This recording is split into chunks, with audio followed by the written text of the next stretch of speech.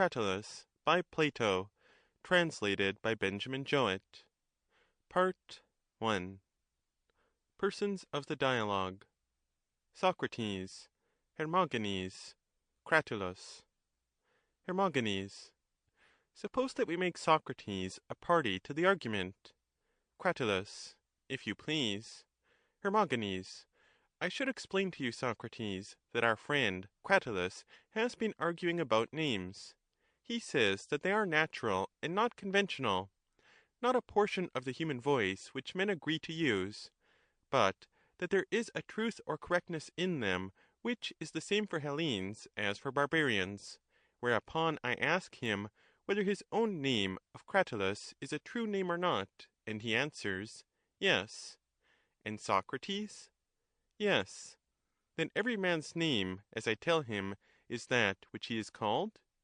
To this he replies, If all the world were to call you Hermogenes, that would not be your name. And when I am anxious to have a further explanation, he is ironical and mysterious, and seems to imply that he has a notion of his own about the matter, if he would only tell, and could entirely convince me if he chose to be intelligible. Tell me, Socrates, what this oracle means, or rather tell me, if you will be so good, what is your own view of the truth or correctness of names, which I would far sooner hear. Socrates. Son of Hipponikos, there is an ancient saying that hard is the knowledge of the good, and the knowledge of names is a great part of knowledge. If I had not been poor, I might have heard the 50-drachma course of the great Prodicus, which is a complete education in grammar and language. These are his own words, and then I should have been at once able to answer your question about the correctness of names. But indeed I have only heard the single drachma course, and therefore I do not know the truth about such matters. I will, however, gladly assist you and Cratylus in the investigation of them. When he declares that your name is not really Hermogenes, I suspect that he is only making fun of you. He means to say that you are no true son of Hermes, because you are always looking after a fortune and never in luck. But, as I was saying, there is a good deal of difficulty in this sort of knowledge, and therefore we had better leave the question open until we have heard both sides. Hermogenes. I have often talked over this matter, both with Cratylus and others, and cannot convince myself that there is any principle of correctness in names other than convention and agreement. Any name which you give, in my opinion, is the right one, and if you change that and give another, the new name is as correct as the old. We frequently change the names of our slaves, and the newly imposed name is as good as the old, for there is no name given to anything by nature. All is convention and habit of the users. Such is my view. But if I am mistaken, I shall be happy to hear and learn of Cratylus, or of any one else. Socrates. I dare say that you may be right, Hermogenes. Let us see. Your meaning is that the name of each thing is only that which anybody agrees to call it? Hermogenes. That is my notion. Socrates. Whether the giver of the name be an individual or a city? Hermogenes. Yes. Socrates. Well now, let me take an instance. Suppose that I call a man a horse, or a horse a man. You mean to say that a man will be rightly called a horse by me individually, and rightly called a man by the rest of the world? And a horse again would be rightly called a man by me, and a horse by the world? That is your meaning? Hermogenes. He would, according to my view. Socrates. But how about truth, then? You would acknowledge that there is in words a true and a false? Hermogenes. Certainly. Socrates. And there are true and false propositions? Hermogenes. To be sure. Socrates. And a true proposition says that which is, and a false proposition says that which is not? Hermogenes. Yes. What other answer is possible? Socrates. Then in a proposition there is a true and false? Hermogenes. Certainly. Socrates. But is a proposition true as a whole only, and are the parts untrue? Hermogenes. No, The parts are true as well as the whole. Socrates. Would you say the large parts, and not the smaller ones, or every part? Hermogenes. I should say that every part is true. Socrates. Is a proposition resolvable into any part smaller than a name? Hermogenes. No, that is the smallest. Socrates. Then the name is a part of the true proposition? Hermogenes. Yes. Socrates. Yes. And a true part, as you say? Hermogenes. Yes. Socrates. And is not the part of a falsehood also a falsehood? Hermogenes. Yes. Socrates. Then if propositions may be true and false, names may be true and false? Hermogenes. So we must infer. Socrates. And the name of anything is that which any one affirms to be the name? Hermogenes. Yes. Socrates. And will there be so many names of each thing as everybody says that there are? And will they be true names at the time of uttering them? Hermogenes. Yes, Socrates, I can conceive no correctness of names other than this. You give one name, and I another, and in different cities and countries there are different names for the same things. Hellenes differ from barbarians in their use of names, and the several Hellenic tribes from one another. Socrates. But would you say, Hermogenes, that the things differ as the names differ? And are they relative to individuals, as Protagoras tells us? For he says that man is the measure of all things, and that things are to me as they appear to me, and that they are to you as they appear to you. Do you agree with him, or would you say that things have a permanent essence of their own? Hermogenes. There have been times, Socrates, when I have been driven in my perplexity to take refuge with Protagoras, not that I agree with him at all. Socrates. What? Have you ever been driven to admit that there was no such thing as a bad man? Hermogenes. No, indeed, but I have often had reason to think that there are very bad men, and a good many of them. Socrates. Well, and have you ever found any very good ones? Hermogenes. Not many. Socrates. Still, you have found them? Hermogenes. Yes. Socrates. And would you hold that the very good were the very wise, and the very evil very foolish? Would that be your view? Hermogenes. It would. Socrates. But if Protagoras is right, and the truth is that things are as they appear to any one, how can some of us be wise, and some of us foolish? Hermogenes. Impossible. Socrates. And if, on the other hand, wisdom and folly are really distinguishable, you will allow, I think, that the assertion of Protagoras can hardly be correct. For if what appears to each man is true to him, one man cannot in reality be wiser than another. Hermogenes. He cannot. Socrates. Nor will you be disposed to say with Euthydemus that all things equally belong to all men at the same moment and always. For neither on his view can there be some good and others bad, if virtue and vice are always equally to be attributed to all. Hermogenes. There cannot. Socrates. But if neither is right, and things are not relative to individuals, and all things do not equally belong to all at the same moment and always, they must be supposed to have their own proper and permanent essence.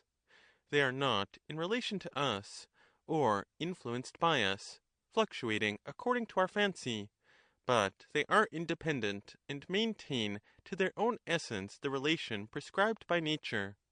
Hermogenes. I think, Socrates, that you have said the truth. Socrates. Does what I am saying apply only to the things themselves, or equally to the actions which proceed from them? Are not actions also a class of being? Hermogenes. Yes, the actions are real as well as the things. Socrates. Then the actions also are done according to their proper nature, and not according to our opinion of them? In cutting, for example, we do not cut as we please, and with any chance instrument, but we cut with the proper instrument only, and according to the natural process of cutting. And the natural process is right and will succeed, but any other will fail and be of no use at all. Hermogenes. I should say that the natural way is the right way. Socrates. Again, in burning, not every way is the right way, but the right way is the natural way, and the right instrument the natural instrument. Hermogenes. True. Socrates. And this holds good of all actions? Hermogenes. Yes. Socrates. And speech is a kind of action? Hermogenes. True. Socrates. And will a man speak correctly who speaks as he pleases? Will not the successful speaker rather be he who speaks in the natural way of speaking, and as things ought to be spoken, and with the natural instrument? Any other mode of speaking will result in error and failure. Hermogenes. I quite agree with you. Socrates. And is not naming a part of speaking? For in giving names men speak. Hermogenes. That is true. Socrates. And if speaking is a sort of action, and has a relation to acts, is not naming also a sort of action? Hermogenes. True. Socrates. And we saw that actions were not relative to ourselves, but had a special nature of their own? Hermogenes. Precisely. Socrates. Then the argument would lead us to infer that names ought to be given according to a natural process, and with a proper instrument, and not at our pleasure. In this and no other way shall we name with success. Hermogenes. I agree. Socrates. But again, that which has to be cut with something? Hermogenes. Yes. Socrates. And that which has to be woven or pierced has to be woven or pierced with something? Hermogenes. Certainly. Socrates. And that which has to be named with something? Hermogenes. True. Socrates. What is that with which we pierce? Hermogenes. An awl. Socrates. And with which we weave? Hermogenes. A shuttle. Socrates. And with which we name? Hermogenes. A name. Socrates. Very good. Then a name is an instrument? Hermogenes. Certainly. Socrates. Suppose that I ask, what sort of instrument is a shuttle? And you answer, a weaving instrument. Hermogenes. Well? Socrates. And I ask again, what do we do when we weave? The answer is, that we separate or disengage the warp from the woof. Hermogenes. Very true. Socrates. And may not a similar description be given of an awl, and of instruments in general? Hermogenes. To be sure. Socrates. And now suppose that I ask a similar question about names. Will you answer me? Regarding the name as an instrument, what do we do when we name? Hermogenes. I cannot say. Socrates. Do we not give information to one another, and distinguish things according to their natures? Hermogenes. Certainly we do. Socrates. Then a name is an instrument of teaching, and of distinguishing natures, as the shuttle is of distinguishing the threads of the web. Hermogenes. Yes. Socrates. And the shuttle is the instrument of the weaver? Hermogenes. Assuredly. Socrates. Then the weaver will use the shuttle well, and well means like a weaver? And the teacher will use the name well, and well means like a teacher? Hermogenes. Yes. Socrates. And when the weaver uses the shuttle, whose work will he be using well? Hermogenes. That of the carpenter. Socrates. And is every man a carpenter, or the skilled only? Hermogenes. Only the skilled. Socrates. And when the piercer uses the awl, whose work will he be using well? Hermogenes. That of the smith. Socrates. And is every man a smith, or only the skilled? Hermogenes. The skilled only. Socrates. And when the teacher uses the name, whose work will he be using? Hermogenes. There again I am puzzled. Socrates. Cannot you at least say who gives us the names which we use? Hermogenes. Indeed I cannot. Socrates. Does not the law seem to you to give us them? Hermogenes. Yes, I suppose so. Socrates. Then the teacher, when he gives us a name, uses the work of the legislator? Hermogenes. I agree. Socrates. And is every man a legislator, or the skilled only? Hermogenes. The skilled only. Socrates. Then, Hermogenes, not every man is able to give a name, but only a maker of names, and this is the legislator, who of all skilled artisans in the world is the rarest. Hermogenes. True. Socrates. And how does the legislator make names? And to what does he look? Consider this in the light of the previous instances. To what does the carpenter look in making the shuttle? Does he not look to that which is naturally fitted to act as a shuttle? Hermogenes. Certainly. Socrates. And suppose the shuttle to be broken in making, will he make another, looking to the broken one, or will he look to the form according to which he made the other? Hermogenes. To the latter, I should imagine. Socrates. Might not that be justly called the true or ideal shuttle? Hermogenes. I think so. Socrates. And whatever shuttles are wanted for the manufacture of garments, thin or thick, of flaxen, woolen, or other material, ought all of them to have the true form of the shuttle, and whatever is the shuttle best adapted to each kind of work, that ought to be the form which the maker produces in each case. Hermogenes. Yes. Socrates. And the same holds of other instruments. When a man has discovered the instrument which is naturally adapted to each work, he must express this natural form, and not others which he fancies, in the material, whatever it may be which he employs. For example, he ought to know how to put into iron the forms of awls adapted by nature to their several uses. Hermogenes. Certainly. Socrates. And how to put into wood forms of shuttles adapted by nature to their uses. Hermogenes. True. Socrates. For the several forms of shuttles naturally answer to the several kinds of webs, and this is true of instruments in general. Hermogenes. Yes. Socrates. Then, as to names, ought not our legislator also to know how to put the true natural name of each thing into sounds and syllables, and to make and give all names with a view to the ideal name, if he is to be a namer in any true sense?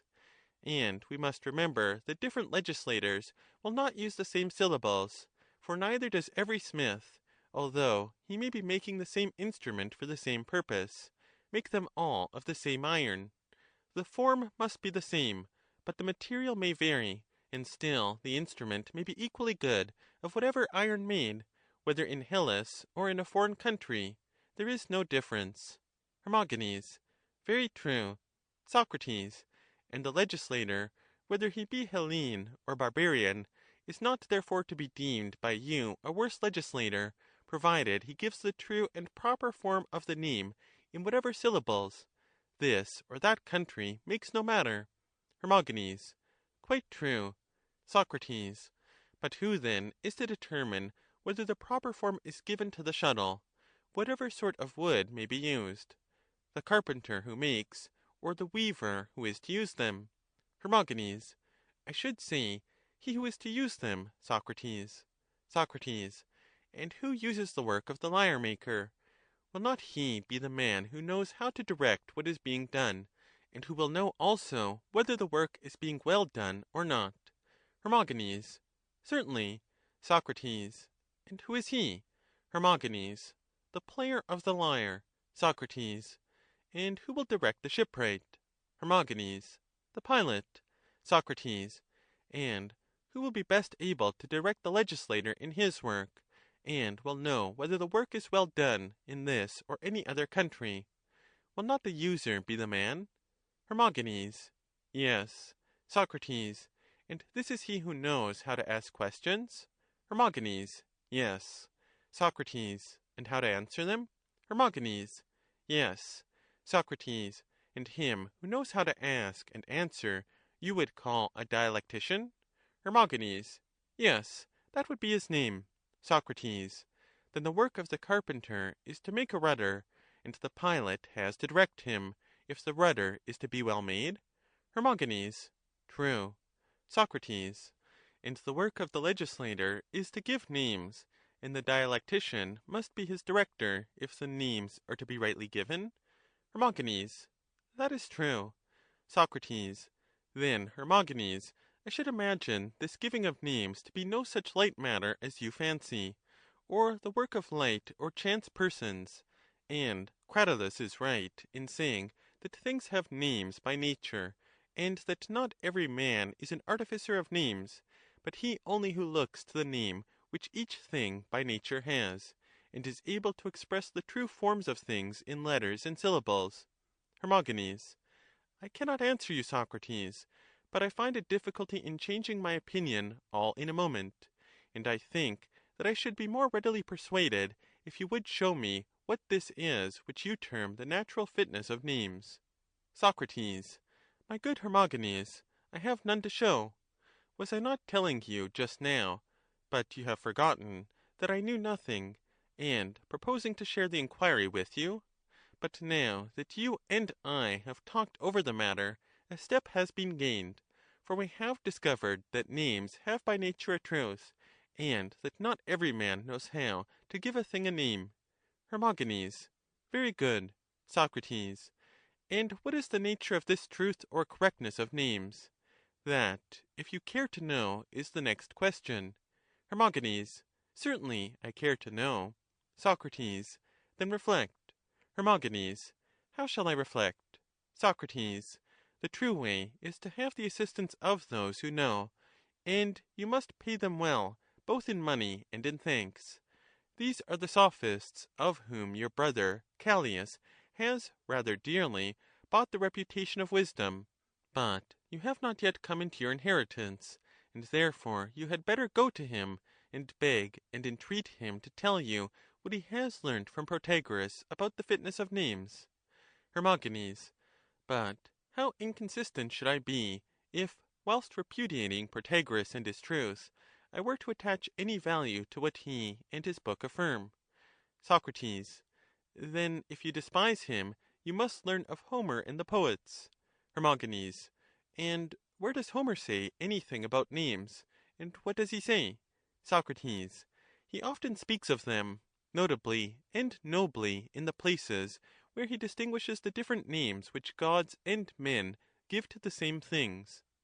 Does he not in these passages make a remarkable statement about the correctness of names? For the gods must clearly be supposed to call things by their right and natural names. Do you not think so? Hermogenes.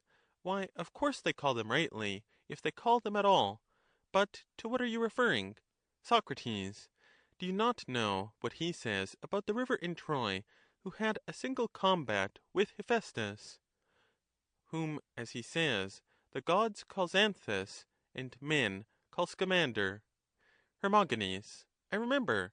Socrates. Well, and about this river, to know that he ought to be called Xanthus and not Scamander, is not that a solemn lesson? Or about the bird, which, as he says, the gods call Chalcis, and men Cymindis. To be taught how much more correct the name Chalcis is than the name Cymindis. Do you deem that a light matter? Or about Batia and Myrina? And there are many other observations of the same kind in Homer and other poets. Now, I think that this is beyond the understanding of you and me, but the names of Scamandrius and Astyanax, which he affirms to have been the names of Hector's son, are more within the range of human faculties, as I am disposed to think, and what the poet means by correctness may be more readily apprehended in that instance. You will remember, I dare say, the lines to which I refer. Hermogenes. I do. Socrates. Let me ask you, then, which did Homer think the more correct of the names given to Hector's son, Astyanax or Scamandrius? Hermogenes. I do not know. Socrates. How would you answer if you were asked whether the wise or the unwise are more likely to give correct names? Hermogenes. I should say the wise, of course. Socrates. And are the men or the women of a city, taken as a class, the wiser? Hermogenes. I should say the men. Socrates. And Homer, as you know, says that the Trojan men called him Astyanax, king of the city. But if the men called him Astyanax, the other name of Scamandrius could only have been given to him by the women. Hermogenes. That may be inferred. Socrates. And must not Homer have imagined the Trojans to be wiser than their wives? Hermogenes. To be sure. Socrates. Then he must have thought Astyanax to be a more correct name for the boy than Scamandrius. Hermogenes. Clearly. Socrates. And what is the reason of this? Let us consider. Does he not himself suggest a very good reason when he says, "For he alone defended their city and long walls"? This appears to be a good reason for calling the son of the Saviour king of the city which his father was saving, as Homer observes. Hermogenes. I see. Socrates. Why, Hermogenes, I do not as yet see myself. And do you? Hermogenes. No, indeed, not I. Socrates.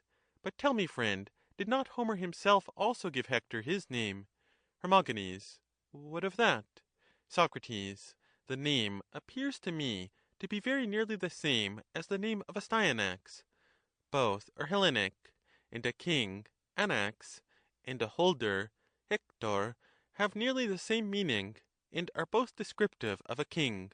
For a man is clearly the holder of that of which he is king. He rules and owns and holds it. But perhaps you may think that I am talking nonsense, and indeed I believe that I myself did not know what I meant when I imagined that I had found some indication of the opinion of Homer about the correctness of names. Hermogenes. I assure you that I think otherwise, and I believe you to be on the right track. Socrates.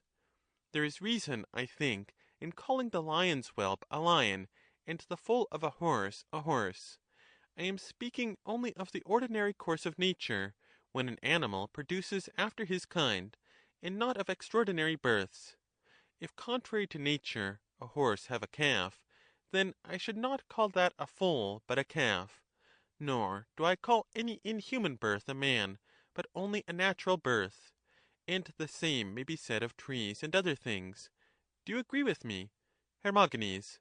Yes, I agree. Socrates. Very good.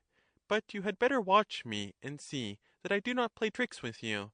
For on the same principle the son of a king is to be called a king, and whether the syllables of the name are the same or not the same makes no difference, provided the meaning is retained. Nor does the addition or subtraction of a letter make any difference so long as the essence of the thing remains in possession of the name and appears in it. Hermogenes. What do you mean? Socrates. A very simple matter. I may illustrate my meaning by the names of letters, which you know are not the same as the letters themselves, with the exception of the four: e, u, a, a. The names of the rest, whether vowels or consonants, are made up of other letters, which we add to them, but so long as we introduce the meaning, and there can be no mistake, the name of the letter is quite correct. Take, for example, the letter beta. The addition of e, t, a gives no offense, and does not prevent the whole name from having the value which the legislator intended. So well did he know how to give the letters names. Hermogenes. I believe you are right. Socrates. And may not the same be said of a king? A king will often be the son of a king, the good son or the noble son of a good or noble sire, and similarly the offspring of every kind, in the regular course of nature, is like the parent, and therefore has the same name. Yet the syllables may be disguised until they appear different to the ignorant person, and he may not recognize them, although they are the same, just as any one of us would not recognize the same drugs under different disguises of color and smell, although to the physician, who regards the power of them, they are the same, and he is not put out by the addition. And in like manner the etymologist is not put out by the addition or transposition or subtraction of a letter or two, or indeed by the change of all the letters, for this need not interfere with the meaning. As was just now said, the names of Hector and Astyanax have only one letter alike, which is the tau, and yet they have the same meaning. And how little in common with the letters of their names has Archepolis, ruler of the city, and yet the meaning is the same. And there are many other names which just mean king. Again, there are several names for a general, as for example, Agis. leader, and Polemarchos, chief in war, and Eupolemos, good warrior, and others which denote a physician, as Iatroclus, famous healer, and Acesimbrotos, curer of mortals. And there are many others which might be cited, differing in their syllables and letters, but having the same meaning. Would you not say so? Hermogenes. Yes. Socrates. The same names, then, ought to be assigned to those who follow in the course of nature? Hermogenes. Yes. Socrates. And what of those who follow out of the course of nature and are prodigies? For example, when a good and religious man has an irreligious son, he ought to bear the name not of his father, but of the class to which he belongs, just as in the case which was before supposed of a horse foaling a calf. Hermogenes. Quite true. Socrates. Then the irreligious son of a religious father should be called irreligious? Hermogenes. Certainly. Socrates. He should not be called Theophilus, beloved of God, or Mnestheus, mindful of God, or any of these names. If names are correctly given, his should have an opposite meaning. Hermogenes. Certainly, Socrates. Socrates. Again, Hermogenes, there is Orestes, the man of the mountains, who appears to be rightly called, whether chance gave the name, or perhaps some poet who meant to express the brutality and fierceness and mountain wildness of his hero's nature. Hermogenes. That is very likely, Socrates. Socrates. And his father's name is also according to nature. Hermogenes. Clearly. Socrates. Yes, for as his name, so also is his nature. Agamemnon, admirable for remaining, is one who is patient and persevering in the accomplishment of his resolves, and by his virtue crowns them. And his continuance at Troy with all the vast army is a proof of that admirable endurance in him which is signified by the name Agamemnon. I also think that Atreus is rightly called, for his murder of Chrysippus and his exceeding cruelty to Thyestes are damaging and destructive to his reputation. The name is a little altered and disguised so as not to be intelligible to every one, but to the etymologists there is no difficulty in seeing the meaning, for whether you think of him as Atires, the stubborn, or as Atrestos, the fearless, or as Ateros, the destructive one, the name is perfectly correct in every point of view. And I think that Pelops is also named appropriately, for, as the name implies, he is rightly called Pelops, who sees what is near only. Ota Pelos oron. Hermogenes. How so? Socrates. Because, according to the tradition, he had no forethought or foresight of all the evil which the murder of Myrtilus would entail upon his whole race in remote ages. He saw only what was at hand and immediate, or in other words, Pelos, near, in his eagerness to win Hippodamia by all means for his bride. Every one would agree that the name of Tantalus is rightly given, and in accordance with nature, if the traditions about him are true. Hermogenes. And what are the traditions? Socrates. Many terrible misfortunes are said to have happened to him in his life. Last of all came the utter ruin of his country, and after his death he had the stone suspended, talentia, over his head in the world below. All this agrees wonderfully well with his name.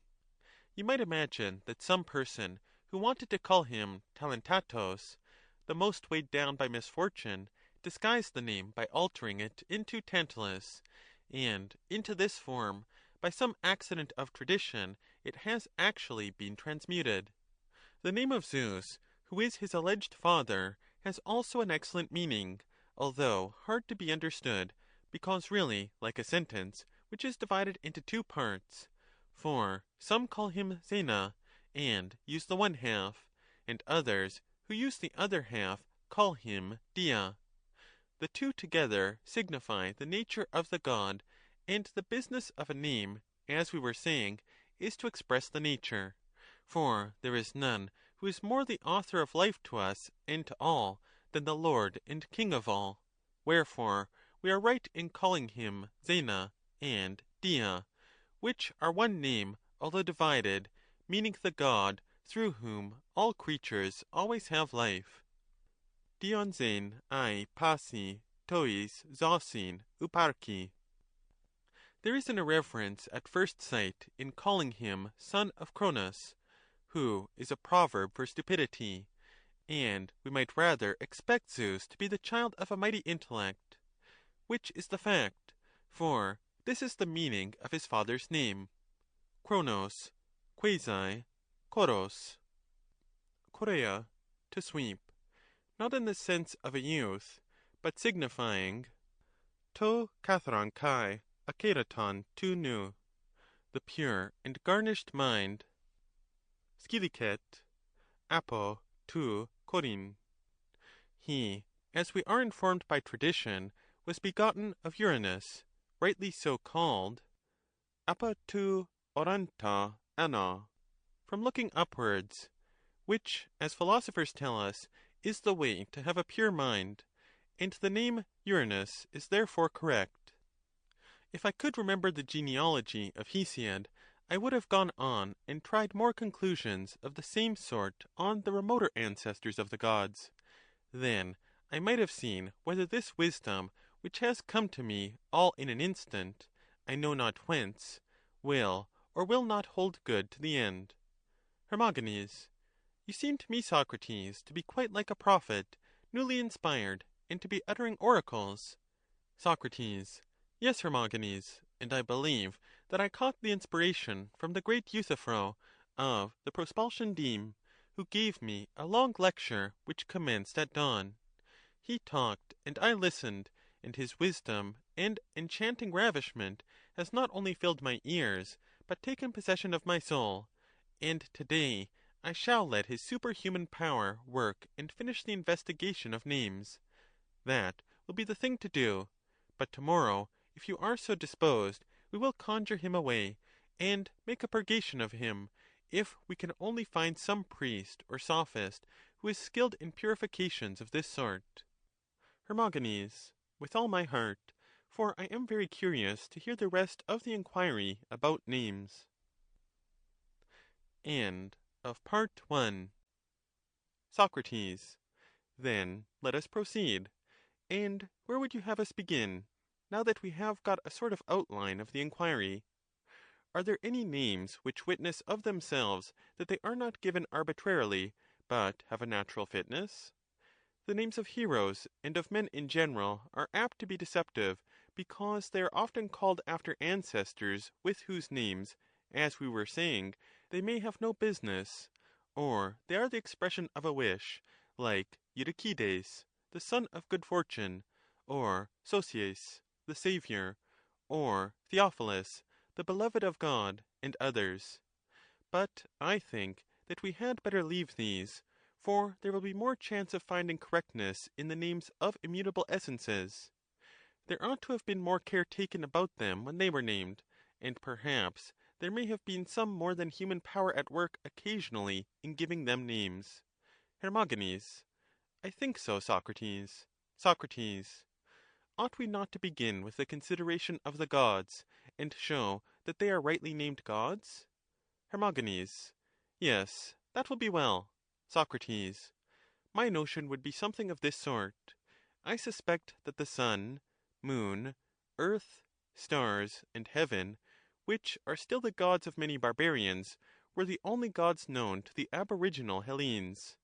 Seeing that they were always moving and running, from their running nature they were called gods, or runners, Theus, Theontus. And when men became acquainted with the other gods, they proceeded to apply the same name to them all. Do you think that likely? Hermogenes, I think it very likely indeed. Socrates, what shall follow the gods? Hermogenes, must not demons and heroes and men come next? Socrates, demons? And what do you consider to be the meaning of this word? Tell me if my view is right. Hermogenes, let me hear. Socrates, you know how Hesiod uses the word? Hermogenes. I do not. Socrates. Do you not remember that he speaks of a golden race of men who came first? Hermogenes. Yes, I do. Socrates. He says of them, but now that fate has closed over this race, they are holy demons upon the earth, beneficent, averters of ills, guardians of mortal men. Hermogenes. What is the inference? Socrates. What is the inference? Why, I suppose that he means by the golden men, not men literally made of gold, but good and noble, and I am convinced of this because he further says that we are the iron race. Hermogenes. Very true. Socrates. And do you not suppose that good men of our own day would by him be said to be of golden race? Hermogenes. Very likely. Socrates. And are not the good wise? Hermogenes. Yes, they are wise. Socrates. And therefore I have the most entire conviction that he called them demons because they were daemones, knowing or wise, and in our older Attic dialect the word itself occurs. Now he and other poets say truly that when a good man dies he has honor and a mighty portion among the dead, and becomes a demon, which is a name given to him signifying wisdom. And I say too that every wise man who happens to be a good man is more than human, daimonion, both in life and death, and is rightly called a demon. Hermogenes. Then I rather think that I am of one mind with you. But what is the meaning of the word hero? Heros. In the old writing, heros. Socrates. I think that there is no difficulty in explaining, for the name is not much altered, and signifies that they were born of love. Hermogenes. What do you mean? Socrates. Do you not know that the heroes are demigods? Hermogenes. What then? Socrates. All of them sprang either from the love of a god for a mortal woman, or of a mortal man for a goddess. Think of the word in the old Attic, and you will see better that the name Heros is only a slight alteration of Eros, from whom the hero sprang. Either this is the meaning, or if not this, then they must have been skilful as rhetoricians and dialecticians, and able to put the question eratan, for erein is equivalent to legein. And therefore, as I was saying, in the Attic dialect the heroes turn out to be rhetoricians and questioners. All this is easy enough. The noble breed of heroes are a tribe of sophists and rhetors. But can you tell me why men are called anthropoi? That is more difficult. Hermogenes. No, I cannot, and I would not try even if I could, because I think that you are the more likely to succeed. Socrates. That is to say, you trust to the inspiration of Euthyphro? Hermogenes. Of course. Socrates. Your faith is not vain, for at this very moment a new and ingenious thought strikes me, and if I am not careful, before tomorrow's dawn I shall be wiser than I ought to be. Now attend to me, and first remember that we often put in and pull out letters and words, and give names as we please and change the accents. Take for example the word di philos. In order to convert this from a sentence into a noun, we omit one of the iotas and sound the middle syllable grave instead of acute, as, on the other hand, letters are sometimes inserted in words instead of being omitted, and the acute takes the place of the grave. Hermogenes. That is true. Socrates. The name anthropos, which was once a sentence and is now a noun, appears to be a case just of this sort, for one letter, which is the alpha, has been omitted, and the acute on the last syllable has been changed to a grave. Hermogenes. What do you mean? Socrates. I mean to say that the word man implies that other animals never examine, or consider, or look up at what they see, but that man not only sees, opape, but considers and looks up at that which he sees, and hence he alone of all animals is rightly called anthropos, meaning anathron ha opape. Hermogenes. May I ask you to examine another word about which I am curious? Socrates. Certainly. Hermogenes. I will take that which appears to me to follow next in order. You know the distinction of soul and body? Socrates. Of course. Hermogenes. Let us endeavor to analyze them like the previous words. Socrates. You want me first of all to examine the natural fitness of the word psyche, soul, and then of the word soma, body? Hermogenes. Yes. Socrates. If I am to say what occurs to me at the moment, I should imagine that those who first used the name psyche meant to express that the soul, when in the body, is the source of life, and gives the power of breath and revival, anapsukon. And when this reviving power fails, then the body perishes and dies, and this, if I am not mistaken, they called psyche. But please stay a moment. I fancy that I can discover something which will be more acceptable to the disciples of Euthyphro, for I am afraid that they will scorn this explanation. What do you say to another? Hermogenes. Let me hear. Socrates. What is that which holds and carries and gives life and motion to the entire nature of the body? What else but the soul? Hermogenes. Just that. Socrates. And do you not believe with Anaxagoras that mind or soul is the ordering and containing principle of all things? Hermogenes. Yes, I do. Socrates. Then you may well call that power puseke, which carries and holds nature. He, pusin, oke, kai, eke. And this may be refined away into psyche. Hermogenes. Certainly, and this derivation is, I think, more scientific than the other. Socrates. It is so, but I cannot help laughing if I am to suppose that this was the true meaning of the name. Hermogenes. But what shall we say of the next word? Socrates. You mean soma, the body? Hermogenes.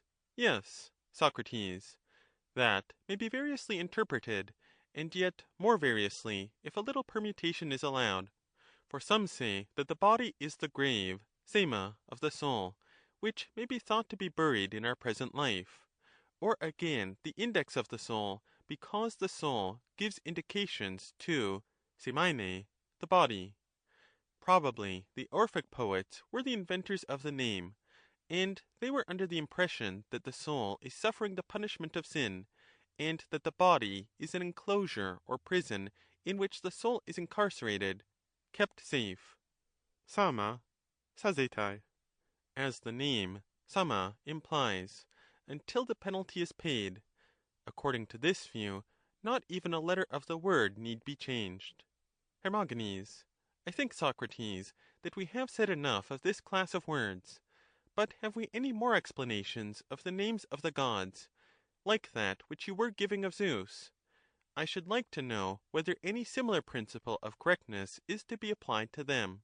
Socrates. Yes, indeed, Hermogenes, and there is one excellent principle, which, as men of sense, we must acknowledge, that of the gods we know nothing, either of their natures, or of the names which they give themselves, but we are sure that the names by which they call themselves, whatever they may be, are true. And this is the best of all principles, and the next best is to say, as in prayers, that we will call them by any sort or kind of names or patronymics which they like, because we do not know of any other. That also, I think, is a very good custom, and one which I should much wish to observe. Let us then, if you please, in the first place, announce to them that we are not inquiring about them.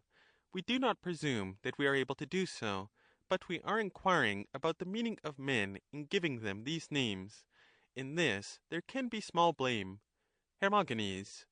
I think, Socrates, that you are quite right, and I would like to do as you say. Socrates. Shall we begin then with Hestia, according to custom? Hermogenes. Yes, that will be very proper. Socrates. What may we suppose him to have meant who gave the name Hestia? Hermogenes. That is another, and certainly a most difficult question. Socrates. My dear Hermogenes, The first imposers of names must surely have been considerable persons. They were philosophers, and had a good deal to say. Hermogenes. Well, and what of them? Socrates. They are the men to whom I should attribute the imposition of names. Even in foreign names, if you analyze them, a meaning is still discernible. For example, that which we term ousia is by some called essia, and by others again ossia. Now that the essence of things should be called hestia, which is akin to the first of these, essia equals hestia, is rational enough. And there is reason in the Athenians calling that hestia which participates in ousia. For in ancient times we too seem to have said essia for ousia, and this you may note to have been the idea of those who appointed that sacrifices should be first offered to Hestia, which was natural enough if they meant that Hestia was the essence of things. Those again who read Ossia seem to have inclined to the opinion of Heracleitus that all things flow and nothing stands. With them the pushing principle, Othun, is the cause and ruling power of all things, and is therefore rightly called Ossia. Enough of this, which is all that we who know nothing can affirm. Next in order, after Hestia, we ought to consider Rhea and Cronus, although the name of Cronus has been already discussed. But I dare say that I am talking great nonsense. Hermogenes. Why, Socrates? Socrates. My good friend, I have discovered a hive of wisdom. Hermogenes. Of what nature? Socrates. Well, rather ridiculous, and yet plausible. Hermogenes. How plausible? Socrates. I fancy to myself Heracleitus repeating wise traditions of antiquity as old as the days of Cronus and Rhea, and of which Homer also spoke. Hermogenes. How do you mean? Socrates. Heracleitus is supposed to say that all things are in motion and nothing at rest. He compares them to the stream of a river, and says that you cannot go into the same water twice. Hermogenes. That is true. Socrates. Well then, how can we avoid inferring that he who gave the names of Cronus and Rhea to the ancestors of the gods agreed pretty much in the doctrine of Heracleitus? Is the giving of the names of streams to both of them purely accidental? Compare the line in which Homer, and as I believe Hesiod, also tells of Ocean, the origin of gods, and mother Tethys. And again Orpheus says that the fair river of Ocean was the first to marry, and he espoused his sister Tethys, who was his mother's daughter. You see that this is a remarkable coincidence, and all in the direction of Heracleitus. Hermogenes. I think that there is something in what you say, Socrates, but I do not understand the meaning of the name Tethys. Socrates. Well, that is almost self-explained, being only the name of a spring a little disguised.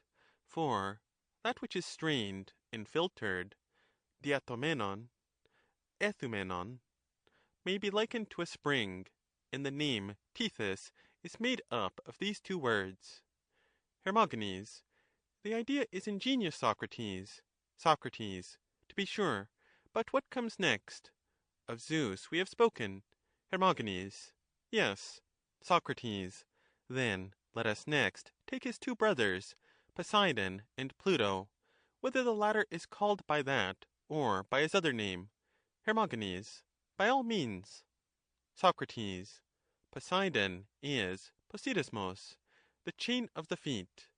The original inventor of the name had been stopped by the watery element in his walks, and not allowed to go on, and therefore he called the ruler of this element Poseidon. The epsilon was probably inserted as an ornament. Yet perhaps not so, but the name may have been originally written with a double lambda, and not with an sigma, meaning that the god knew many things, pola eidos. And perhaps also he, being the shaker of the earth, has been named from shaking, sein, and then pi and delta have been added. Pluto gives wealth, Plutos, and his name means the giver of wealth, which comes out of the earth beneath. People in general appear to imagine that the term Hades is connected with the invisible, Aides, and so they are led by their fears to call the god Pluto instead. Hermogenes. And what is the true derivation? Socrates. In spite of the mistakes which are made about the power of this deity, and the foolish fears which people have of him, such as the fear of always being with him after death, and of the soul denuded of the body going to him, my belief is that all is quite consistent, and that the office and name of the god really correspond. Hermogenes. Why, how is that? Socrates. I will tell you my own opinion, but first I should like to ask you which chain does any animal feel to be the stronger, and which confines him more to the same spot, desire or necessity? Hermogenes. Desire, Socrates, is stronger far. Socrates. And do you not think that many a one would escape from Hades if he did not bind those who depart to him by the strongest of chains? Hermogenes. Assuredly they would. Socrates. And if by the greatest of chains, then by some desire, as I should certainly infer, and not by necessity? Hermogenes. Clearly. Socrates. And there are many desires? Hermogenes. Yes. Socrates. And therefore by the greatest desire, if the chain is to be the greatest? Hermogenes. Yes. Socrates. And is any desire stronger than the thought that you will be made better by associating with another? Hermogenes. Certainly not. Socrates. And is not that the reason, Hermogenes, why no one who has been to him is willing to come back to us? Even the sirens, like all the rest of the world, have been laid under his spells. Such a charm, as I imagine, is the god able to infuse into his words. And according to this view, he is the perfect and accomplished sophist, and the great benefactor of the inhabitants of the other world. And even to us who are upon earth he sends from below exceeding blessings, for he has much more than he wants down there, wherefore he is called Pluto, or the rich. But he will have nothing to do with men while they are in the body, only when the soul is liberated from the desires and evils of the body has he communion with them. Is there not a great deal of philosophy and reflection in this? For in their liberated state he can bind them with the desire of virtue, but while they are flustered and maddened by the body, not even Father Cronus himself would suffice to keep them with him in his own far-famed chains. Hermogenes. There is a deal of truth in what you say. Socrates. Yes, Hermogenes, and the legislator called him Hades, not from the unseen, Aides, far otherwise, but from his knowledge, Aidonai, of all noble things. Hermogenes. Very good. And what do we say of Demeter, and Hera, and Apollo, and Athene, and Hephaestus, and Ares, and the other deities? Socrates. Demeter is so called because she gives food like a mother. He didusa mater. Hera is the lovely one, Erate, for Zeus, according to tradition, loved and married her. Possibly also the name may have been given when the legislator was thinking of the heavens, and may be only a disguise of the air, aer, putting the end in the place of the beginning. You will recognize the truth of this if you repeat the letters of Hera several times over. People dread the name of Peripata, as they dread the name of Apollo, and with as little reason. The fear, if I am not mistaken, only arises from their ignorance of the nature of names.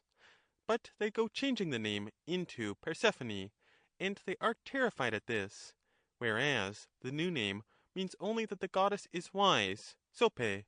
For seeing that all things in the world are in motion, Peramenon, that principle which embraces and touches and is able to follow them is wisdom, and therefore the goddess may be truly called Peripape, Peripapa, or some name like it, because she touches that which is in motion.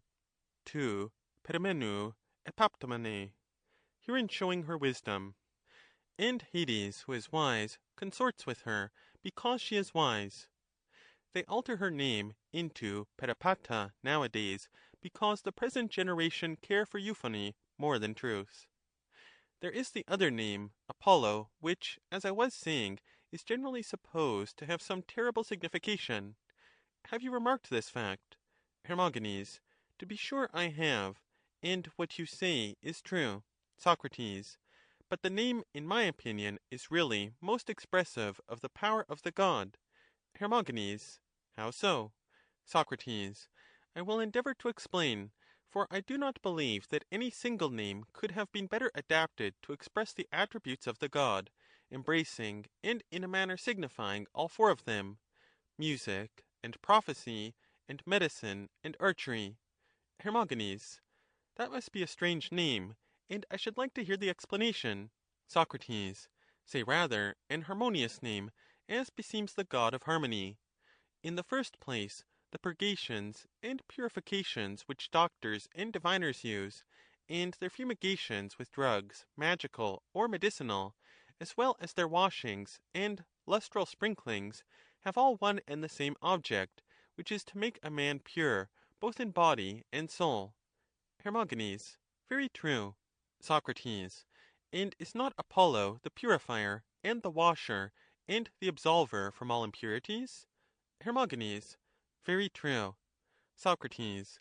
Then, in reference to his ablutions and absolutions, as being the physician who orders them, he may be rightly called Apolluon, purifier; or in respect of his powers of divination, and his truth and sincerity, which is the same as truth, he may be most fitly called Haplos, from haplus, sincere, as in the Thessalian dialect, for all the Thessalians call him Haplos.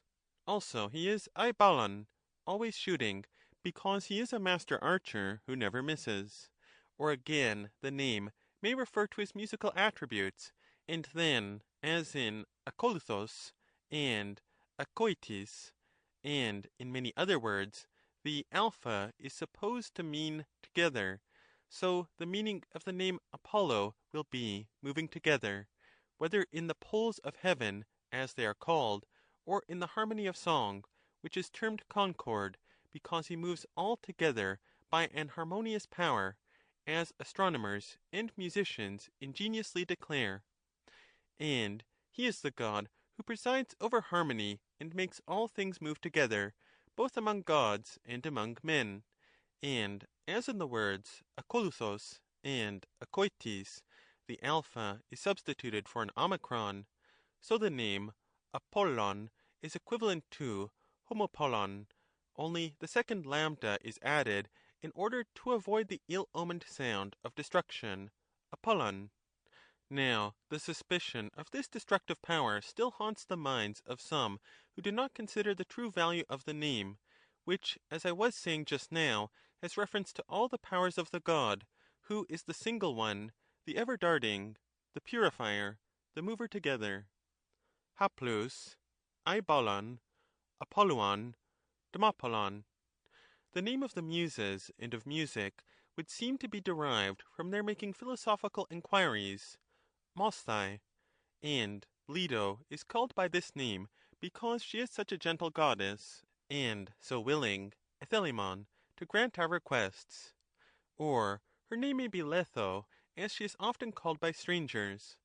They seem to imply by it her amiability, and her smooth and easy-going way of behaving.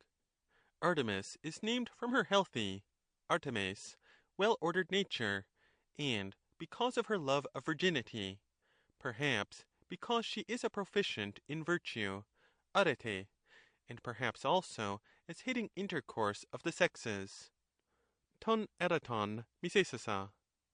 He who gave the goddess her name may have had any or all of these reasons. Hermogenes. What is the meaning of Dionysus and Aphrodite? Socrates, son of Hipponicus, you ask a solemn question. There is a serious and also a facetious explanation of both these names. The serious explanation is not to be had from me, but there is no objection to your hearing the facetious one, for the gods too love a joke. Dionysus is simply Didus oinon, giver of wine, didoinusos, as he might be called in fun, and oinos is properly oinus, because wine makes those who drink think, oiasthai, that they have a mind, nun, when they have none. The derivation of Aphrodite, born of the foam, aphros, may be fairly accepted on the authority of Hesiod. Hermogenes. Still there remains Athene, whom you, Socrates, as an Athenian, will surely not forget. There are also Hephaestus and Ares. Socrates. I am not likely to forget them. Hermogenes. No, indeed. Socrates. There is no difficulty in explaining the other appellation of Athene. Hermogenes. What other appellation? Socrates. We call her Pallas. Hermogenes. To be sure. Socrates. And we cannot be wrong in supposing that this is derived from armed dances, for the elevation of oneself or anything else above the earth, or by the use of the hands, we call shaking, palein, or dancing. Hermogenes. That is quite true. Socrates.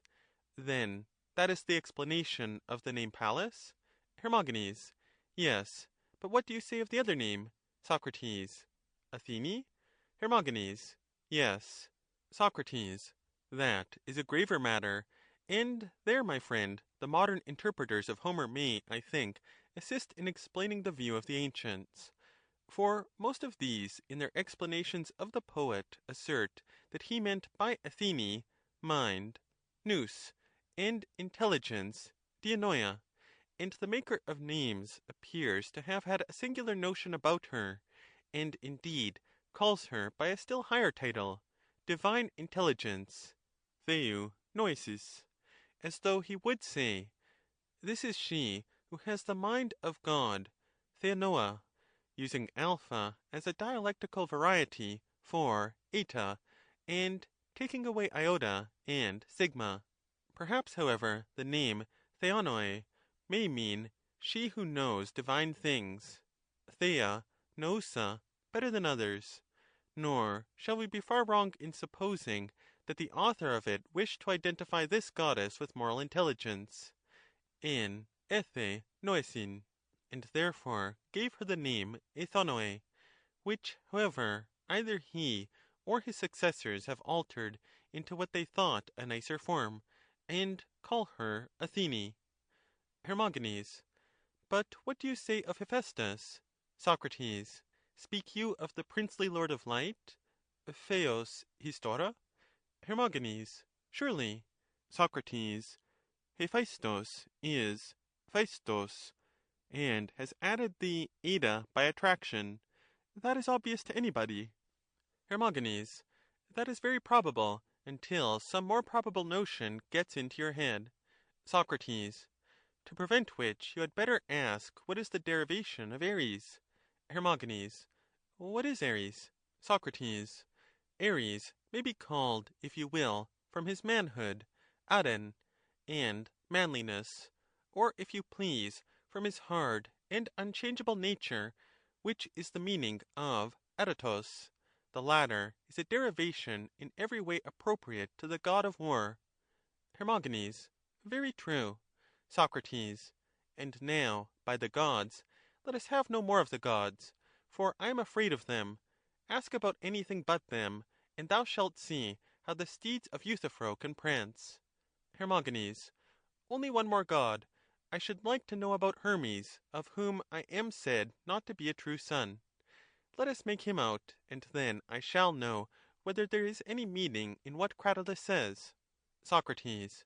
I should imagine that the name Hermes has to do with speech, and signifies that he is the interpreter, Hermeneus, or messenger, or thief, or liar, or bargainer. All that sort of thing has a great deal to do with language. As I was telling you, the word erein is expressive of the use of speech, and there is an often recurring Homeric word, emeseto, which means he contrived. Out of these two words, erein and mesasthai, the legislator formed the name of the god who invented language and speech. And we may imagine him dictating to us the use of this name. O my friends, says he to us, seeing that he is the contriver of tales or speeches, you may rightly call him Eremes, and this has been improved by us, as we think, into Hermes. Iris also appears to have been called from the verb to tell, erein, because she was a messenger.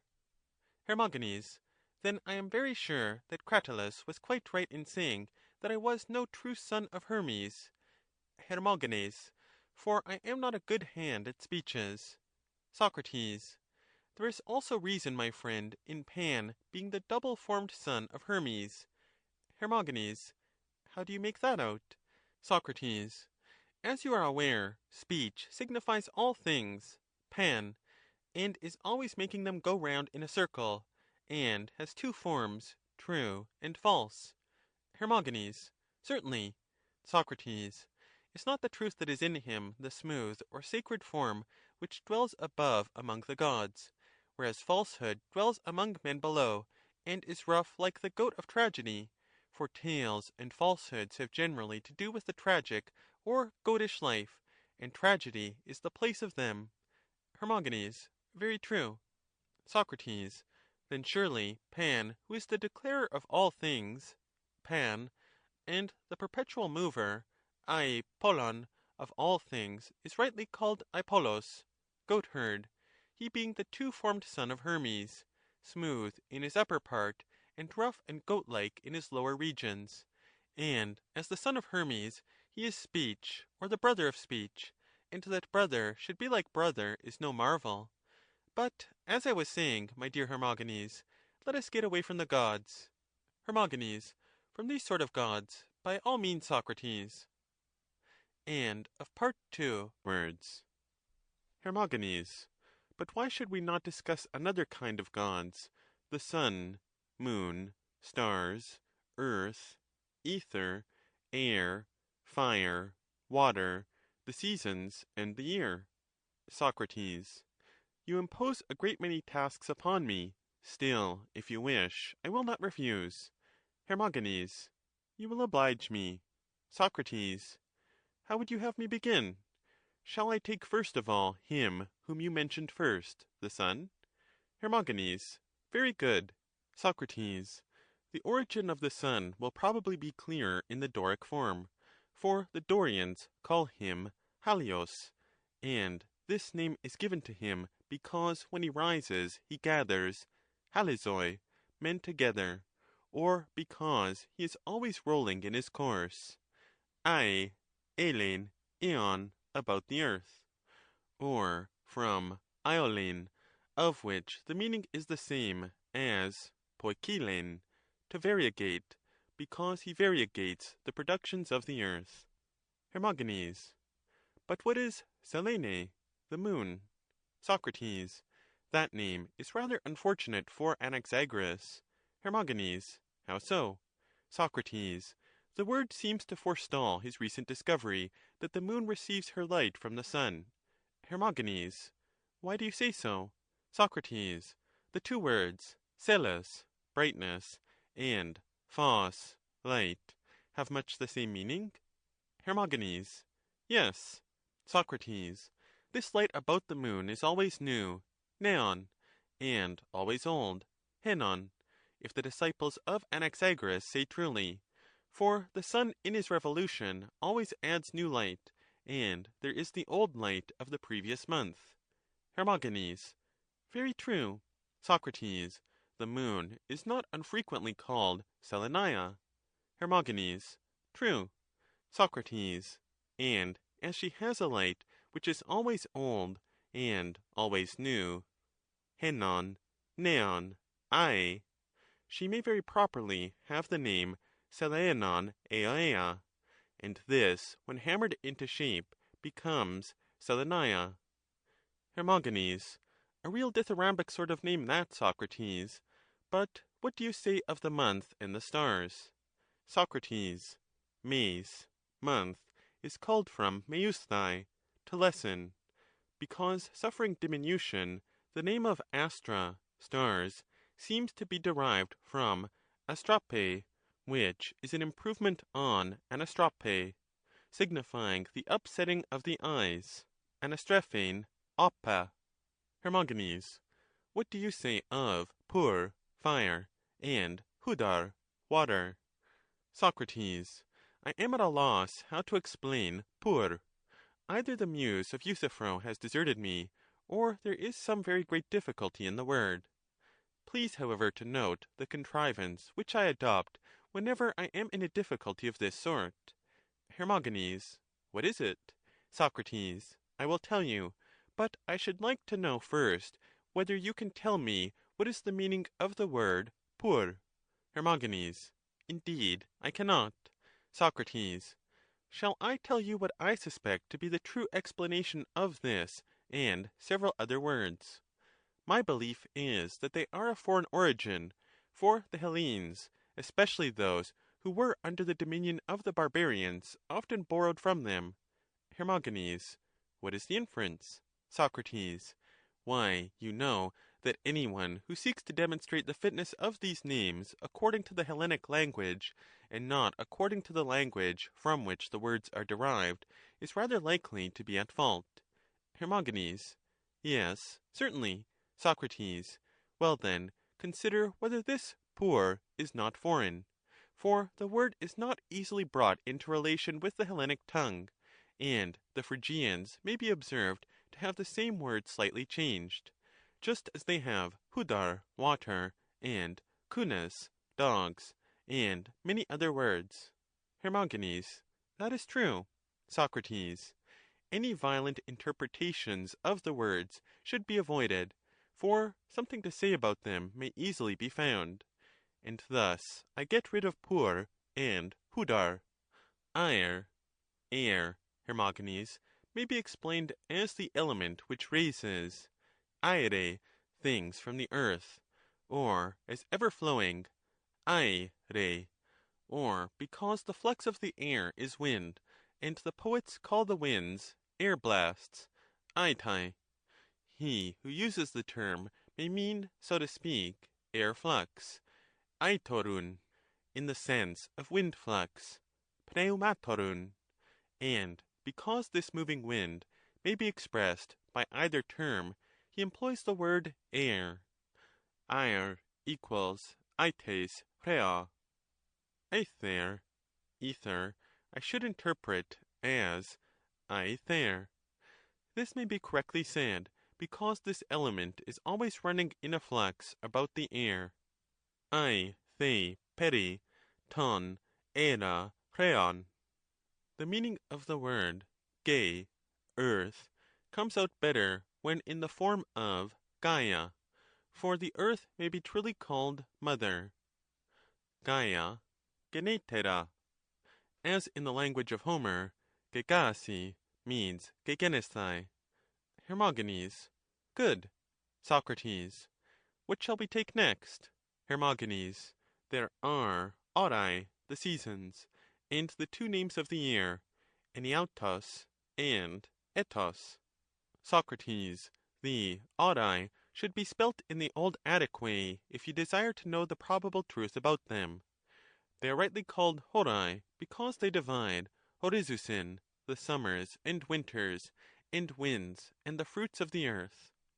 The words eniautos and etos appear to be the same, that which brings to light the plants and growths of the earth in their turn, and passes them in review within itself. En heota exitase. This is broken up into two words, enautos from en heota, and etos from etase. Just as the original name of Zeus was divided into Zena and Dia, and the whole proposition means that this power of reviewing from within is one, but has two names. Two words, etos and eniautos, being thus formed out of a single proposition. Hermogenes, indeed, Socrates, you make surprising progress. Socrates, I am run away with. Hermogenes, very true. Socrates, but am not yet at my utmost speed. Hermogenes. I should like very much to know, in the next place, how you would explain the virtues. What principle of correctness is there in those charming words, wisdom, understanding, justice, and the rest of them? Socrates. That is a tremendous class of names which you are disinterring. Still, as I have put on the lion's skin, I must not be faint of heart, and I suppose that I must consider the meaning of wisdom, phronesis, and understanding, sunesis, and judgment, name, and knowledge, episteme, and all those other charming words, as you call them. Hermogenes. Surely we must not leave off until we find out their meaning. Socrates. By the dog of Egypt, I have not a bad notion which came into my head only this moment.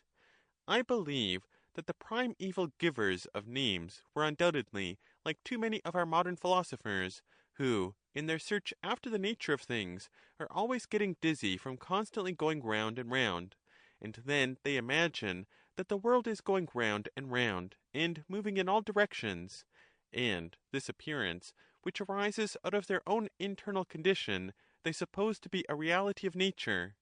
They think that there is nothing stable or permanent, but only flux and motion, and that the world is always full of every sort of motion and change. The consideration of the whole class of names which I have mentioned has led me into making this reflection. Hermogenes. How so, Socrates? Socrates. Perhaps you did not observe that in the names which have been just cited, the motion or flux or generation of things is most surely indicated. Hermogenes. No, indeed, I never thought of it. Socrates. Take the first of those which you mentioned. Clearly that is a name indicative of motion. Hermogenes. What was the name? Socrates. Phronesis, wisdom, which may signify phoras, kairou, noesis, perception of motion and flux, or perhaps phoras, onesis, the blessing of motion, but is at any rate connected with pheresai, motion. Name, judgment, again, certainly implies the ponderation or consideration, namesis, of generation, for to ponder is the same as to consider. Or, if you would rather, here is noesis, the very word just now mentioned, which is neu hesis, the desire of the new. The word neos implies that the world is always in process of creation. The giver of the name wanted to express this longing of the soul, for the original name was neoesis, and not noesis, but eta took the place of a double epsilon. The word sophrosune is the salvation, soteria, of that wisdom, phronesis, which we were just now considering. Episteme, knowledge, is akin to this, and indicates that the soul which is good for anything follows hepatai, the motion of things, neither anticipating them nor falling behind them. Wherefore the word should rather be read as epistemene, inserting n. Sunesis, understanding, may be regarded in like manner as a kind of conclusion. The word is derived from sunianai, to go along with, and, like epistasthai, to know, implies the progression of the soul in company with the nature of things. Sophia, wisdom, is very dark, and appears not to be of native growth. The meaning is, touching the motion or stream of things. You must remember that the poets, when they speak of the commencement of any rapid motion, often use the word esuthe, he rushed, and there was a famous Lacedaemonian who was named Sus, rush, for by this word the Lacedaemonians signify rapid motion, and the touching epaphe of motion is expressed by Sophia, for all things are supposed to be in motion. Good, agathon, is the name which is given to the admirable, agasta, in nature, for although all things move, still there are degrees of motion. Some are swifter, some slower, But there are some things which are admirable for their swiftness, and this admirable part of nature is called agathon. Dikaiosune, justice, is clearly dikaiou sunesis, understanding of the just. But the actual word, dikaion, is more difficult. Men are only agreed to a certain extent about justice, and then they begin to disagree. For those who suppose all things to be in motion conceive the greater part of nature to be a mere receptacle, and they say that there is a penetrating power which passes through all this, and is the instrument of creation in all, and is the subtlest and swiftest element. For if it were not the subtlest, and a power which none can keep out, and also the swiftest, passing by other things as if they were standing still, it could not penetrate through the moving universe. And this element which superintends all things and pierces (diaion) all is rightly called dikaion. The letter kappa is only added for the sake of euphony. Thus far, as I was saying, there is a general agreement about the nature of justice. But I, Hermogenes, being an enthusiastic disciple, have been told in a mystery that the justice of which I am speaking is also the cause of the world. Now a cause is that because of which anything is created, and some one comes and whispers in my ear that justice is rightly so called, because partaking of the nature of the cause, and I begin, after hearing what he has said, to interrogate him gently. Well, my excellent friend, say I, but if all this be true, I still want to know what is justice. Thereupon they think that I ask tiresome questions, and am leaping over the barriers, and have been already sufficiently answered, and they try to satisfy me with one derivation after another, and at length they quarrel. For one of them says that justice is the sun, and that he and none other, with his penetrating (diaianta) and burning (kaonta) force, is the guardian of nature. And when I joyfully repeat this beautiful notion, I am answered by the satirical remark, "What, is there no justice in the world when the sun is down?" And when I earnestly beg my questioner to tell me his own honest opinion, he says, "Fire in the abstract." But this is not very intelligible. Another says, "No, not fire in the abstract, but the abstraction of heat in the fire." Another man professes to laugh at all this, and says, as Anaxagoras says, that justice is mind, for mind, as they say, has absolute power, and mixes with nothing, and orders all things, and passes through all things. At last, my friend, I find myself in far greater perplexity about the nature of justice than I was before I began to learn. But still I am of opinion that the name which has led me into this digression was given to justice for the reasons which I have mentioned. Hermogenes. I think, Socrates, that you are not improvising now. You must have heard this from some one else. Socrates. And not the rest? Hermogenes. Hardly. Socrates. Well then, let me go on in the hope of making you believe in the originality of the rest. What remains after justice? I do not think that we have as yet discussed courage. Andrea. Injustice. Adikia, which is obviously nothing more than a hindrance to the penetrating principle, diaiantos, need not be considered. Well then, the name of Andrea seems to imply a battle.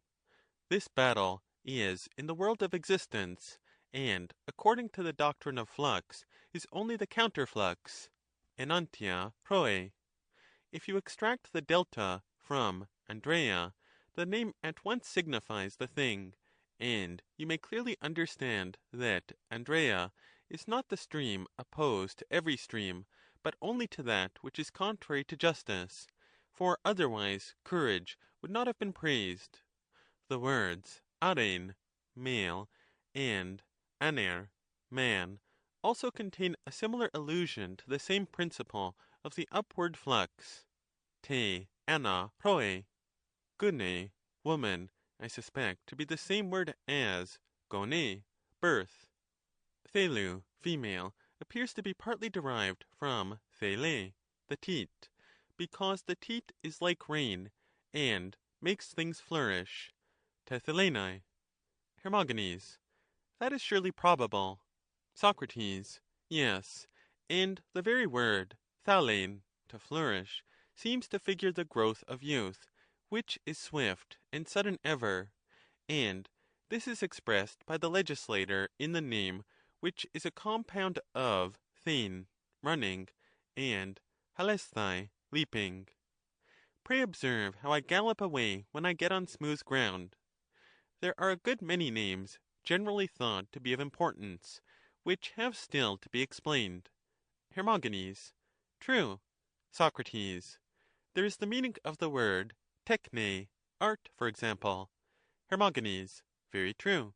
Socrates. Which may be identified with econoe, and expresses the possession of mind. You have only to take away the tau and insert two omicrons, one between the chi and nu, and another between the nu and eta. Hermogenes. That is a very shabby etymology. Socrates. Yes, my dear friend, but then you know that the original names have been long ago buried and disguised by people sticking on and stripping off letters for the sake of euphony, and twisting and bedizening them in all sorts of ways. And time, too, may have had a share in the change. Take, for example, the word katoptron. Why is the letter rho inserted?